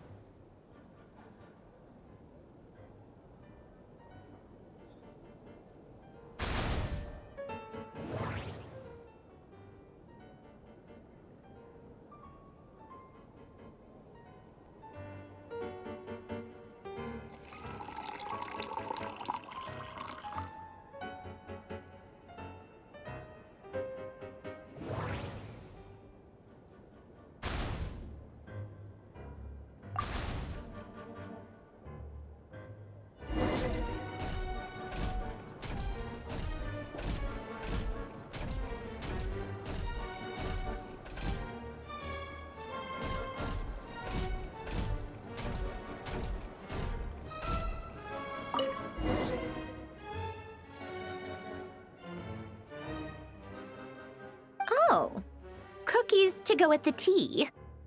Let's see. They must be from that person who brought those documents. I see they're from Hotel de Boer. Something's written on the box. We are proud to present this homage to the Fortress of Meropede's fun-filled mill collection system. Fortune cookies. Have a lucky start to your day. Sounds like a dumb gimmick to me. Be early to bed and early to rise. Get plenty of sun and drink plenty of water. Then things will surely go well for you. What? Are you kidding me? Somehow I doubt that an early night and a glass of water is magically gonna save a world on the brink of existential peril.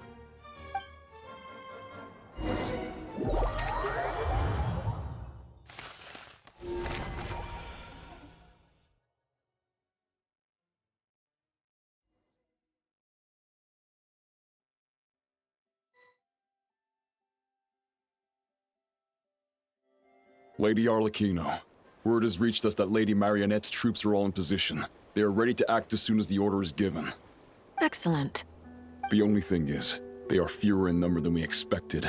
It looks like many of them must have lost their lives at the hand of the monsters released by the Doctor. Can't be helped. Allow them to join our ranks, and keep in contact. As you wish.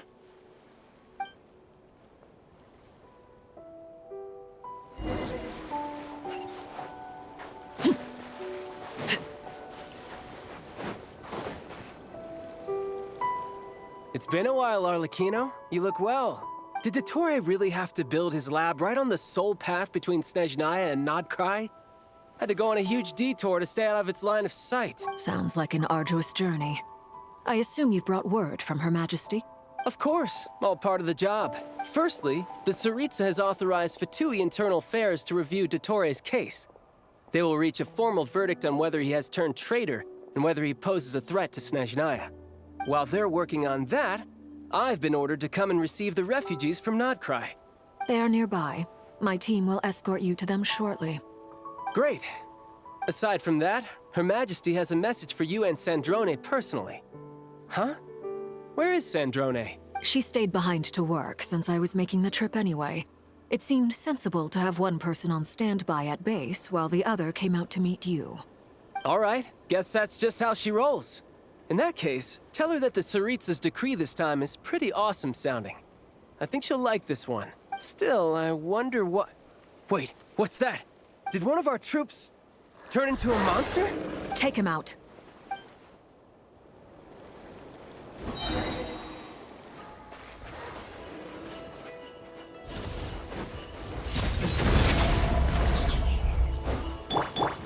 Tidal wave!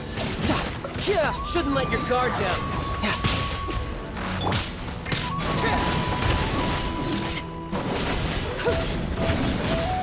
You've gotten stronger, Arlecchino. Nice. Stop that right now. I appreciate the praise, but I am not fighting you today. I knew it. Yeah. Go on.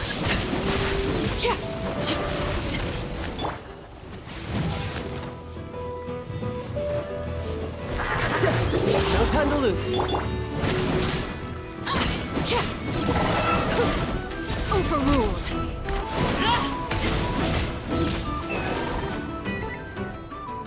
I can't believe it. He was a living, breathing human one moment, and the next... Another fine piece of work by our dear colleague, I'm afraid. What in the world has been going on in Nodkrai? A lot. But long story short, Dottore stole 2 moon marrows that should have belonged to Columbina, then built a 3rd moon marrow of his own to concentrate the Tri-Lunar Authority in his hand. What? What do you mean he built a moon marrow? People build roads and houses, not moon marrows. What's his next DIY project? He's gonna build a god? You could stand to be less surprised. We are harbingers. The work we are engaged in makes the creation of gods seem mundane by comparison.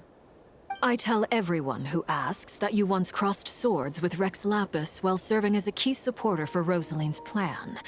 But right now, you're acting like a common adventurer. Thanks for speaking up for me. Those 2 really took me for a ride back then. Then again, surely no common adventurer would manage to get tangled up with them the way I did. That's gotta count in my favor, right? It almost sounds like you wish to repeat the experience. I might have to lower my opinion of you. No. I'll stop talking. Please, go on. Dottore is currently still experimenting with his newfound power in ways that continue to corrode the outside world. As for the human mutation, I believe this is simply a consequence of his experiments, and not a strategic move. That radiant beast was once a subordinate of Sandrone's. I suspect he was only allowed to live so that he could become an experimental subject. Also, those of us who fought Dottore have been afflicted with a curse. As such, I cannot leave Nodkrai. This is so much worse than I thought. No wonder Her Majesty's decree is so extreme. While these exceptional circumstances persist, the Harbingers are hereby authorized to use unilateral executive powers. Should Dottore pose a threat, Arlecchino and Sandrone are permitted to eliminate him. My thanks to Her Majesty. I will pass these good tidings on to Sandrone. Her Majesty has also declared that she will refrain from launching an attack on the now evacuated Nodkrai due to the presence of unretrieved research material. A wise decision. By the way, how's my old partner doing? I'm assuming they're with you? Partner? You mean the Traveler? I'm afraid I have bad news. He was captured after our failed assault in Dottore's lab. His whereabouts are currently unknown. What? Why? Since when does Dottore have a bone to pick with him? That is indeed the question. I'm not sure he does.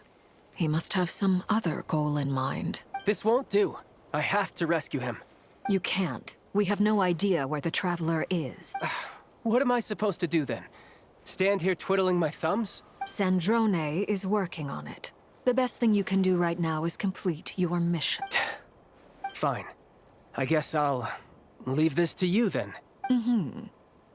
One last thing. Tell the Rooster to get the message out to the gods and citizens of every nation in Teyvat. Beware. An uncontrollable pollution is spreading forth from Nodkrai. The source of that pollution is a madman drunk on the success of his experiments. The Fatui and our allies will endeavor to contain the threat. However, if Nodkrai falls, things are likely to escalate. Considering Dottore is one of our own, all Fatui stationed in Nodkrai consider it our duty to stay and fight him to the bitter end. Whatever the cost. Hey, don't be too pessimistic. If it comes to it, I'm sure Her Majesty won't stand by and do nothing. I hope you're right.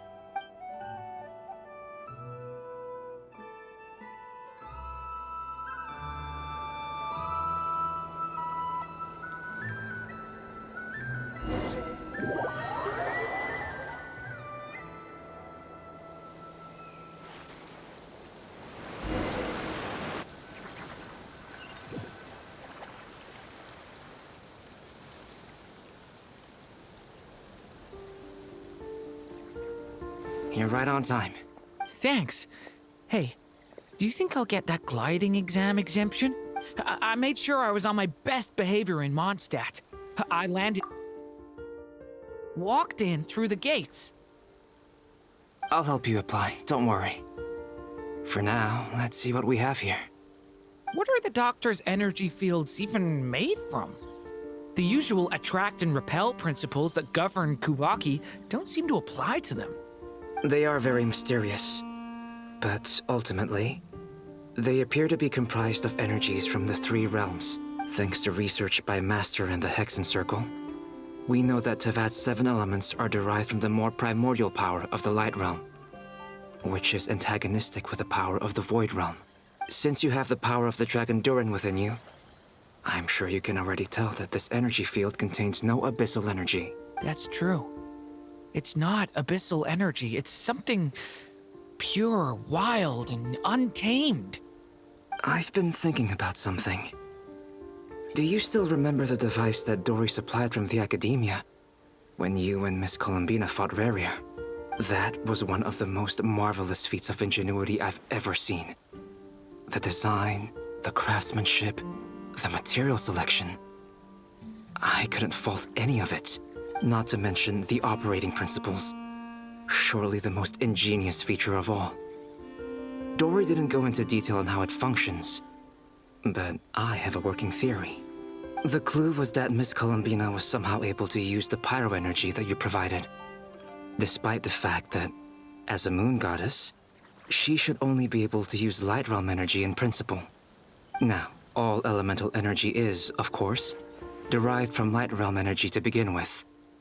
Hence, I suspect that the device works by restoring elemental energy to its original state. This presumes a theoretical model of the 7 elements akin to that of light refracted through a prism. Perhaps it is no mere analogy. Maybe there is indeed a prism in this model. I almost wonder if the idea for the device was conceived based on direct observations of said prism. It would explain how such an ironclad design concept was achieved. It is at once a masterwork of engineering and a groundbreaking application of the Academia's latest elemental theories. I suspect only Lesser Lord Kusanali herself could have devised such an ambitious technology. But back to the energy field before us. If this is pure light realm energy, its relation to elemental energy is one of integration versus division. Or you could say that the former contains the latter. Could this mean that elemental energy can dilute the power of the light realm? Should we give it a try? We should.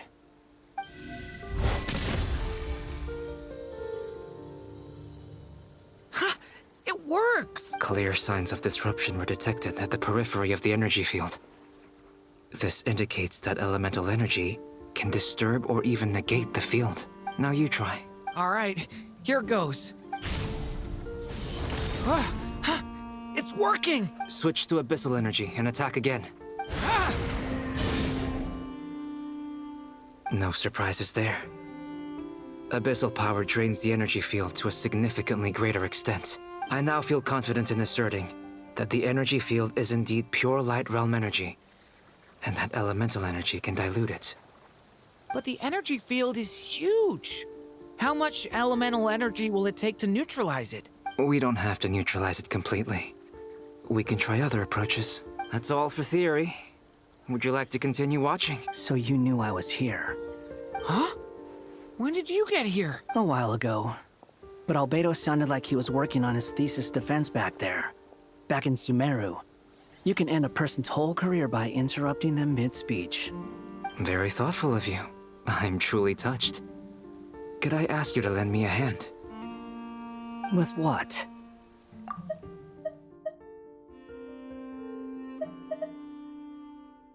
A little test. Try using Animo to unleash a concentrated assault with circular blades, with the goal of breaking through at a singular point. Nice! This time it tore through the field. Tremendous. This is a major breakthrough. Should we go through? We probably shouldn't risk having mutually antagonistic energies in such close proximity. Durin, you stay here and watch the entrance. Hat Guy and I will go in to investigate. Sounds sensible to me. Keep your eyes peeled, Durin.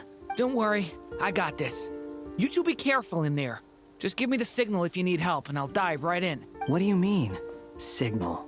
It's based on a new alchemical concoction I developed last month. When 2 bottles of it are smashed on the ground together, they emit a blinding burst of light. If it comes to that, remember to shield your eyes with your hat. Glad I asked. Thanks for the heads up.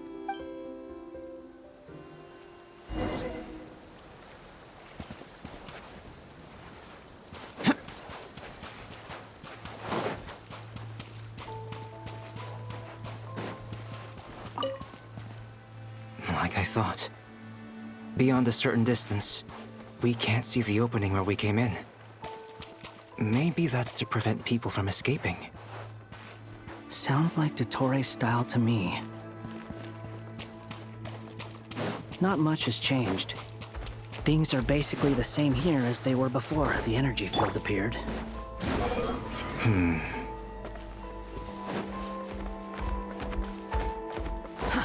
Too slow. The wind rises.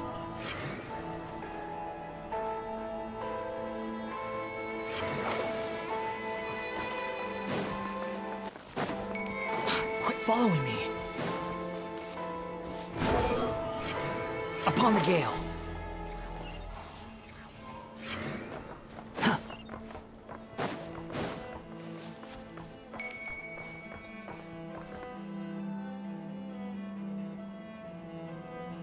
They have no heartbeats and they're not breathing.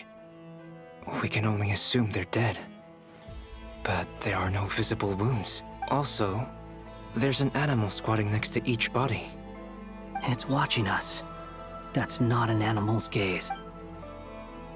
What are you trying to tell us? Doesn't seem eager to talk.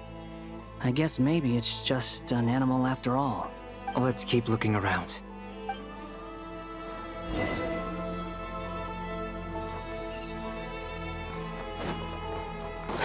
Behold!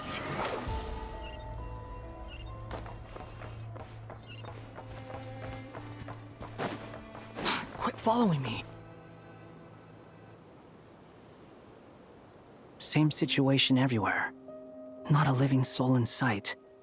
Just countless bodies with animals standing watch over them. Well, I think we can safely rule out the possibility that they're all pets. Is skirting around the topic your way of showing consideration for other people's feelings?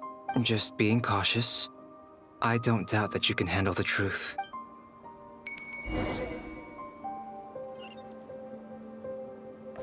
Squall Fury!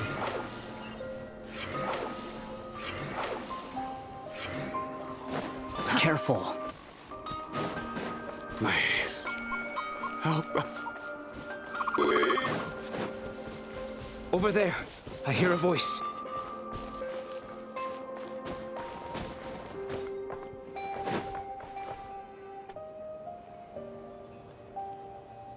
Please.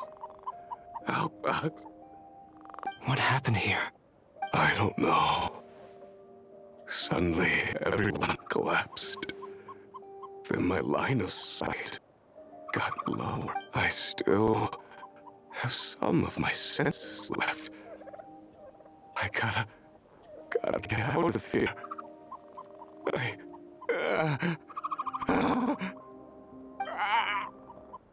It looks like there's a huge experiment going on inside this energy field. Maybe each energy field is its own giant experiment. Vile. He's swapping human minds with those of animals. Even without the other circumstances, this would be an extremely radical experiment. Those people may have lost their sense of selves, but they are not fully animals either. If they were, they would have left. But instead, their instincts are driving them to remain by their dead bodies. We should go. No sense in sticking around here longer than we need to. Agreed.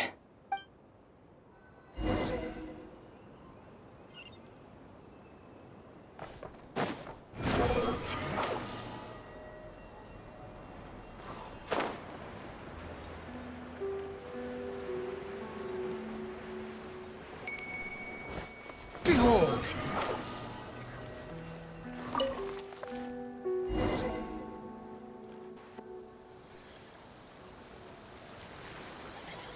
You're back! Everything okay? We saw some things that take a strong stomach. Otherwise, we're fine. We should share our findings with the others.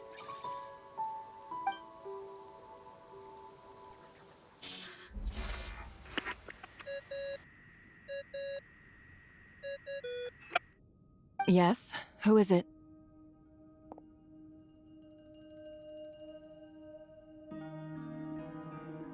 Miss Nefer, it's me, Albedo.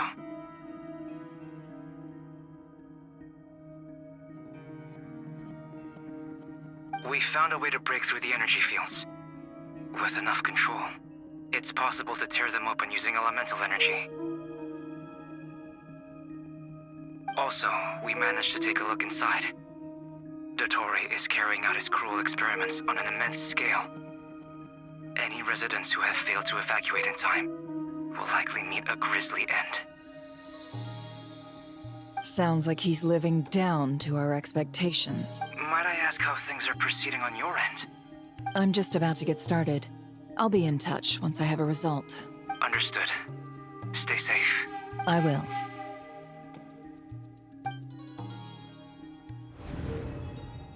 Well, Nefer, I'll link up with you once my tasks are complete. What makes you think I'd need you to do that? I'll need it.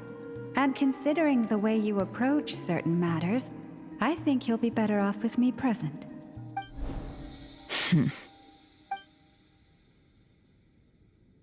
Let's begin.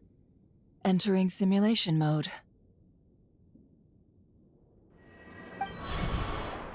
A vast wasteland. Is this the Traveler's inner world? I was expecting something more vibrant, to be honest. Wait, someone's there. What are you looking at?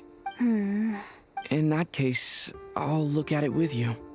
I want to know all about everything you've seen and experienced. Is there somewhere I should return to? Or should I stay here and be the hero everyone says I am? I don't dislike my current life. Roaming the land, fighting battles, accomplishing missions, earning a living, looking after Paimon. It's not so bad. I guess the only thing that's missing is that you're not here with me. This is the conscious layer, which contains a person's true feelings. It is filled with both longing and kindness. I suppose anyone who lives long enough ends up wishing for someone who can't be there. Maybe it's the only way we can feel truly alive. Time to delve a little deeper.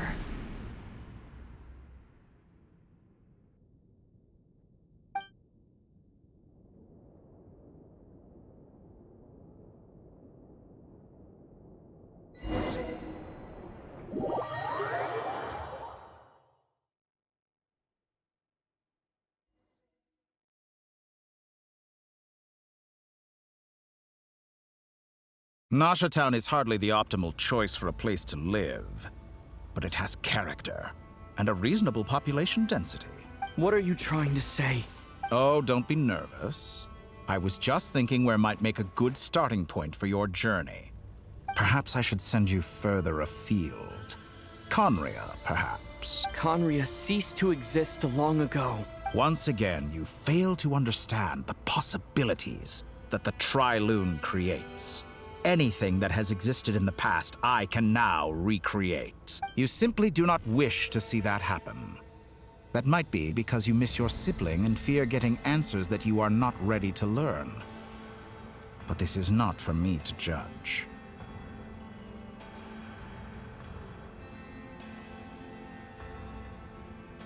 If we are to collaborate, we need to maintain an amicable relationship. In a moment, you will be able to...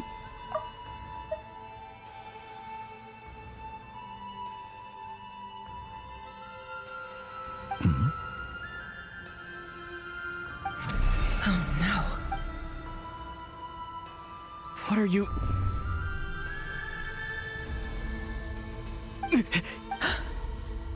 What are you gonna do? Don't move. Something unwanted has crept into... Oh? Gone as quickly as it came.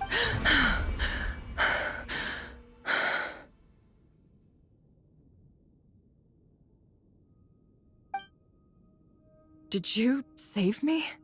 If I hadn't cut the connection, Dottore might have caught you from the other side and destroyed you. This was a good idea, but once is plenty. You were exceptionally brave. Excellent work. Thanks, but now's not the time for that.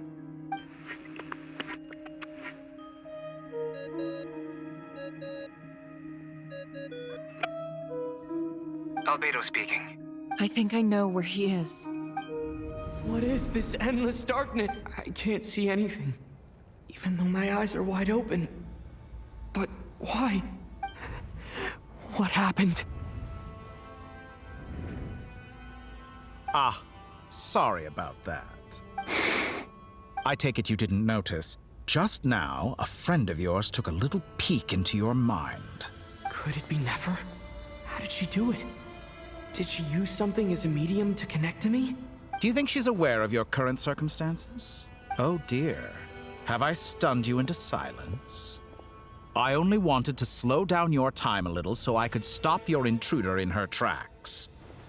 It would have been nice to capture the spy. I must say, I'm finding the ability to adjust the flow of time rather intriguing.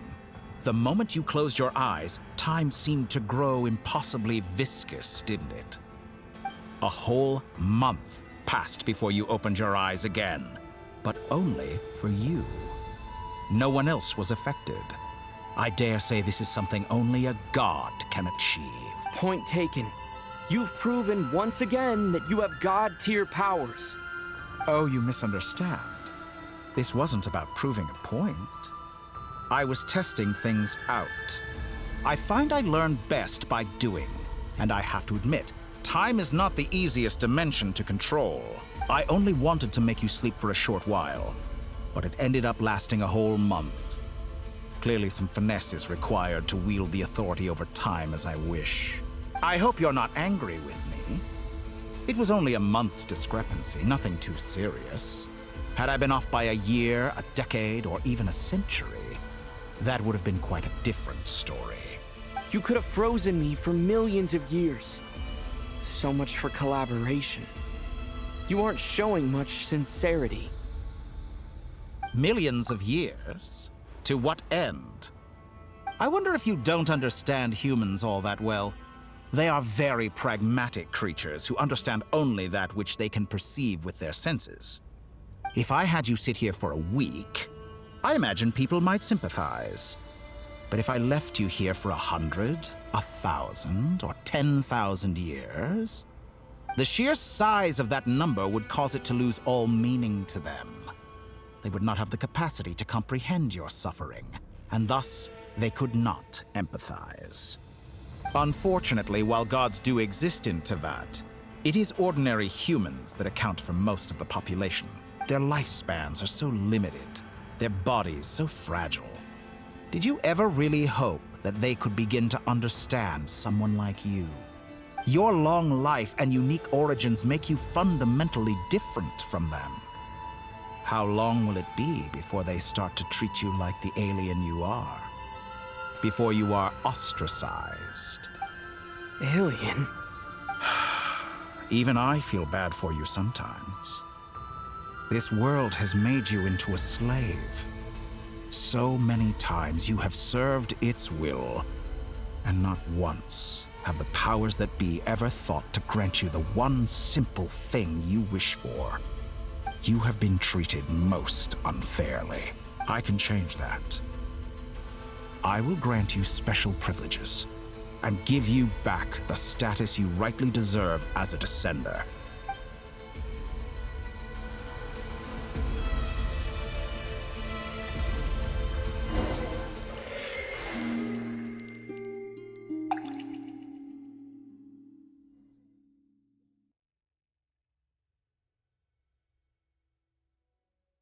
I've entered the past 3 times at this point, but I still have so many questions. For instance, beyond each point being further back in time than the last, what determines the specific locations at which I can make entry? So far, the common thread linking all 3 scenarios is that the Traveler has been present, but it's more than that.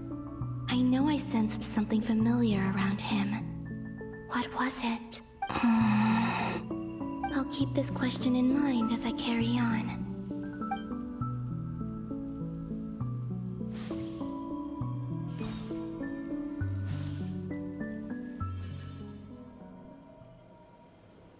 Humans, you never change. Always trying to use powers you neither comprehend nor control. This looks like Star Sand Shoal. Was this before Rerir regained his physical form?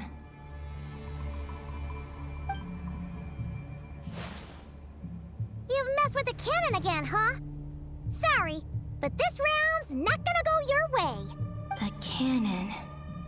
That's right.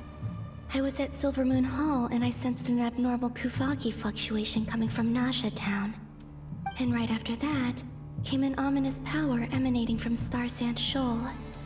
My body was once torn into countless pieces and hurled into the swirling chaos of time itself. I wonder if I could try to prevent his resurrection. But how would I do it?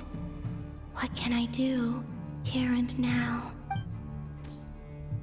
Traveler! Behind you! Look at that light!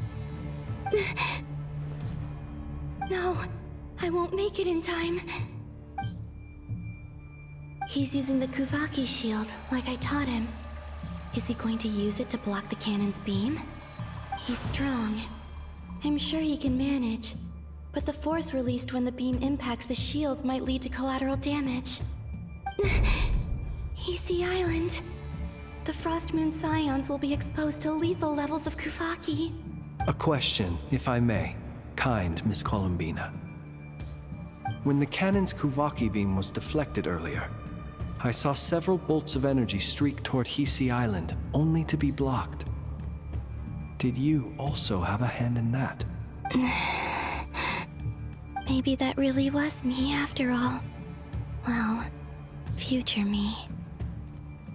But I don't... Sigi sato pasa sais, niti ipotuvtos.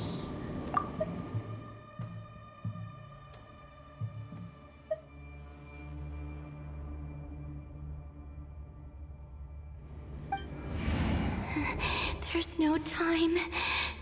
Osestikos paratin tiran to risuiku, topir to aithion feraton. I have to make it. Oh, Frost Moon. Oh, great land. Oh, slumbering moonlight of Nodkrai. If you can hear me, if you can sense my call, then please, heed me once more!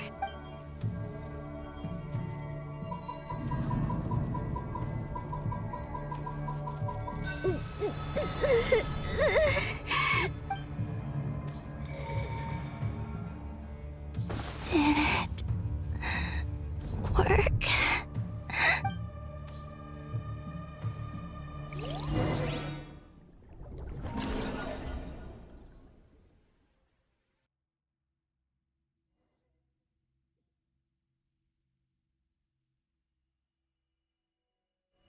Hey, wake up. Hey, did you hear me? Columbina, I said wake up now! Oh, good morning, Sandrone. It's 3 in the afternoon, actually. And could you kindly not use my quarters as your personal nap room next time? But I feel so safe here. And your coffee, right? It's so bitter, but it smells lovely. It's like you were raised by wolves in a forest or something. What did you drink growing up? Grass tea? The Frost Moon Scions certainly led a more frugal existence than the Fatui. Then I'll bet you've never eaten one of these before. It smells delicious. That's because it's a Fontanian recipe. I had a little free time today, so I made a batch. Rosaline will be here shortly, but if you really can't wait, I guess you can go ahead and... Hey, at least let me finish before you start eating! Did the Frost Moon Scions not teach you basic table manners? Or did the rules not apply to you because you're the high and mighty moon goddess? Of course they are. I made them. I was worried they might contain traces of machine oil. What? You know, there's something I've always wanted to ask you. Why did you leave your old home and join the Fatui? I mean, I'm sure their food was awful. But there's gotta be more to it than that. Well, life there didn't go quite how I imagined. What were you expecting? You're a god. Your followers are gonna make some demands of you, right? Surely you can just answer a few prayers here and there in return for the free food and drink. How bad can it be? Well, would you help other people just for free food and drink? The doctor told me that you were created by a great mechanic, Lord something Fisher. The Lord Artificer. Ugh. Some people can't keep their mouths shut. Oh, Lord Artificer. And didn't he have something to do with the, narcissist? Narcissenkreuz Ordo. Yes, that was it. Narcissenkreuz Ordo. So, would you try to fulfill their wishes? You must be joking. I wouldn't go even if they paid me. I don't even know them. Exactly. Well, I felt the same way. I did not know the people who made demands of me. What do you know? We're on the same page for once. In his later years, Alan did ask me if there was anything I wanted to do.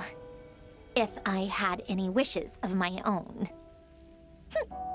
Well, I don't. And I'm not in any mood to fulfill someone else's either. Who's Alain? He was the... You know what? Never mind. You're not gonna remember. Anyway, the point I'm trying to make is, neither of us is the self-sacrificing type. Let me ask you this. What sort of place would you like to live in, if you could choose?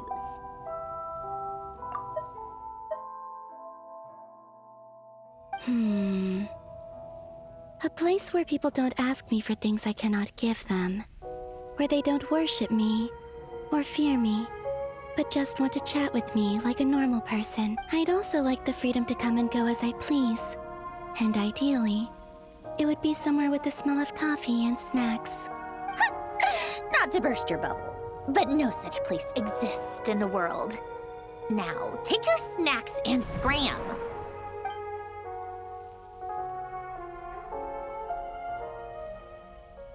Did I pass out? Of course.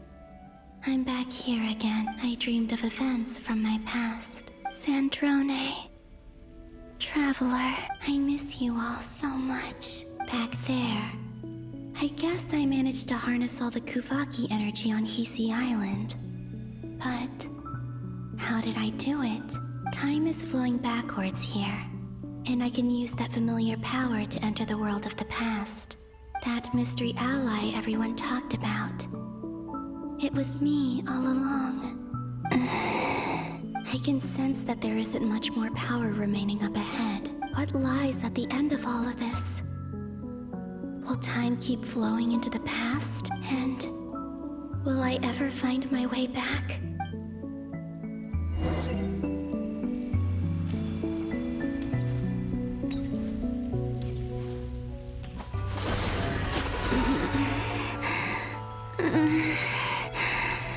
It's getting harder and harder to use my power.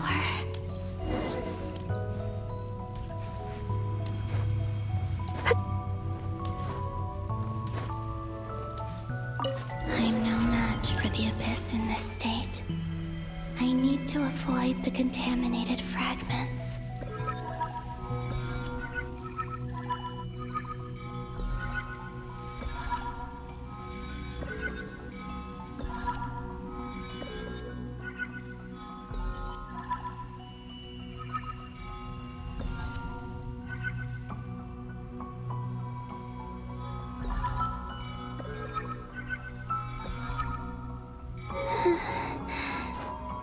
Time to go.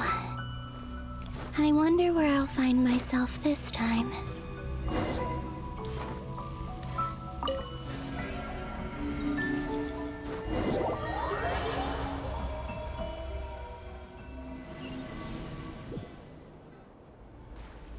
The Final Night Cemetery.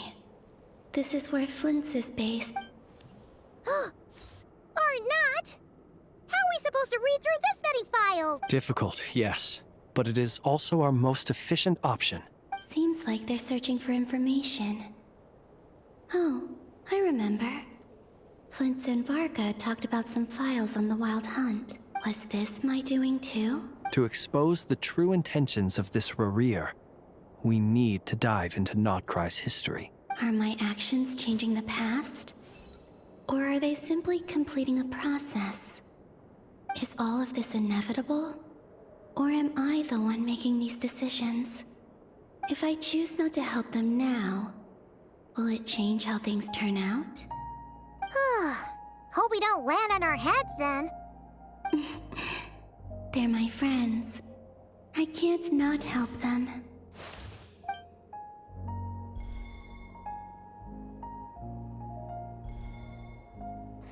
Ghost! And the other one was... here. Hey! Another file's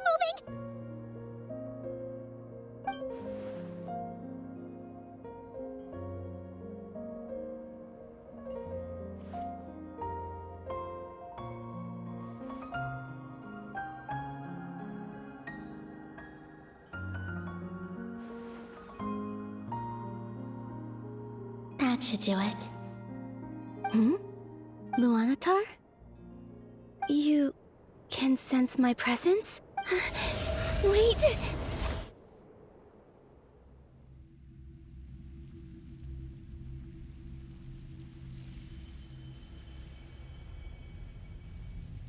Luonnotar. So she's that familiar presence I've been sensing all along. She's always been by the Traveler's side.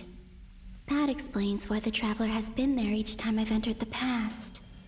But why Luonnotar? Is it because she has a connection to me as the Moon Goddess's familiar? If so, why not any other Kuhenki? That's...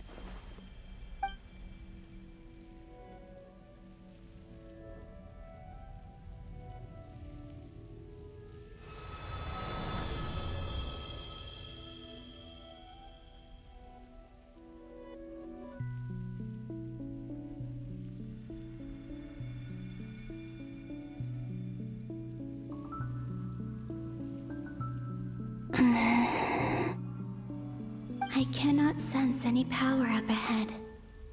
Just a void, stretching out into infinity. This is likely my final chance to enter the past. It's now or never. I have to find a way back.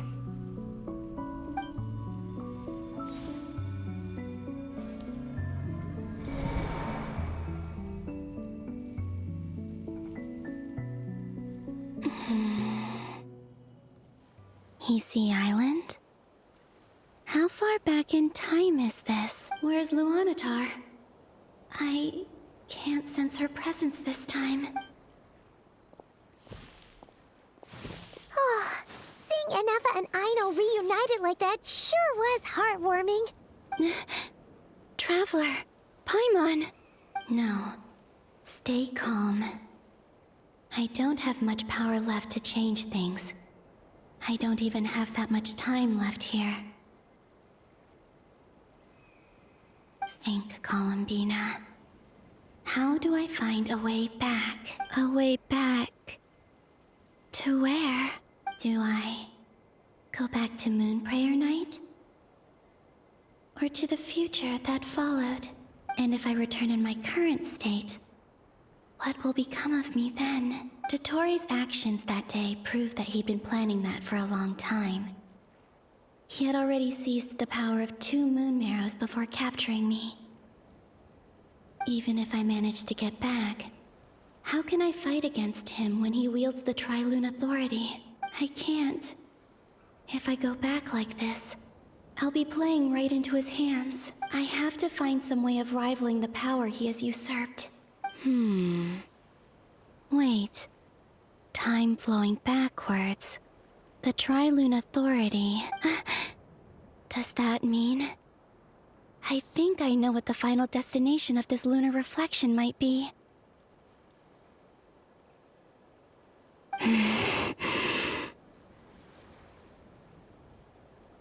I know what I must do.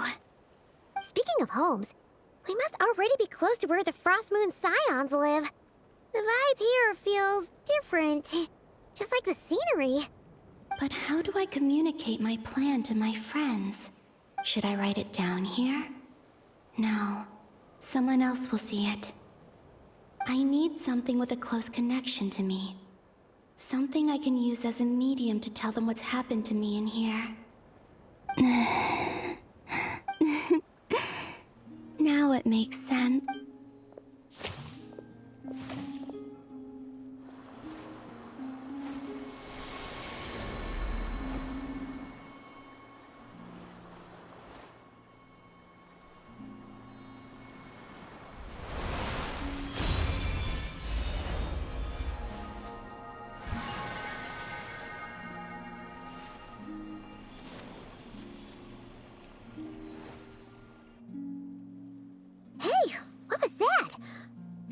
Some sort of breeze blew by, and then the petals suddenly turned into... Huh? It was I who brought Luonnotar into being. I gave up a piece of my own soul to create her. That's why I could sense a familiar power from the moment I entered this space. It also explains why she's been present in every past location that I've entered, because we have a deep connection. Hey there! What's your name? And the reason why there are no more gates to the past after this point is that Luonnotar hadn't been born then. No wonder I sensed the trace of a blessing when we first met. But I still didn't recognize the soul hidden within you. Back then, I was just a little lost dove. I had yet to become Columbina hyposelenia. Go on now. We've got stuff to do. Best you find someone else to hang out with. Hey, you scared it off. I'll be counting on you. Remember to stay by the traveler's side, guide him, and help him in my stead. Oh, and bring him to the garden where the moon prayer blossoms grow. There's a little lost dove there who will need his help. Go on. You too. Go and live your story. As for mine must go in a different direction.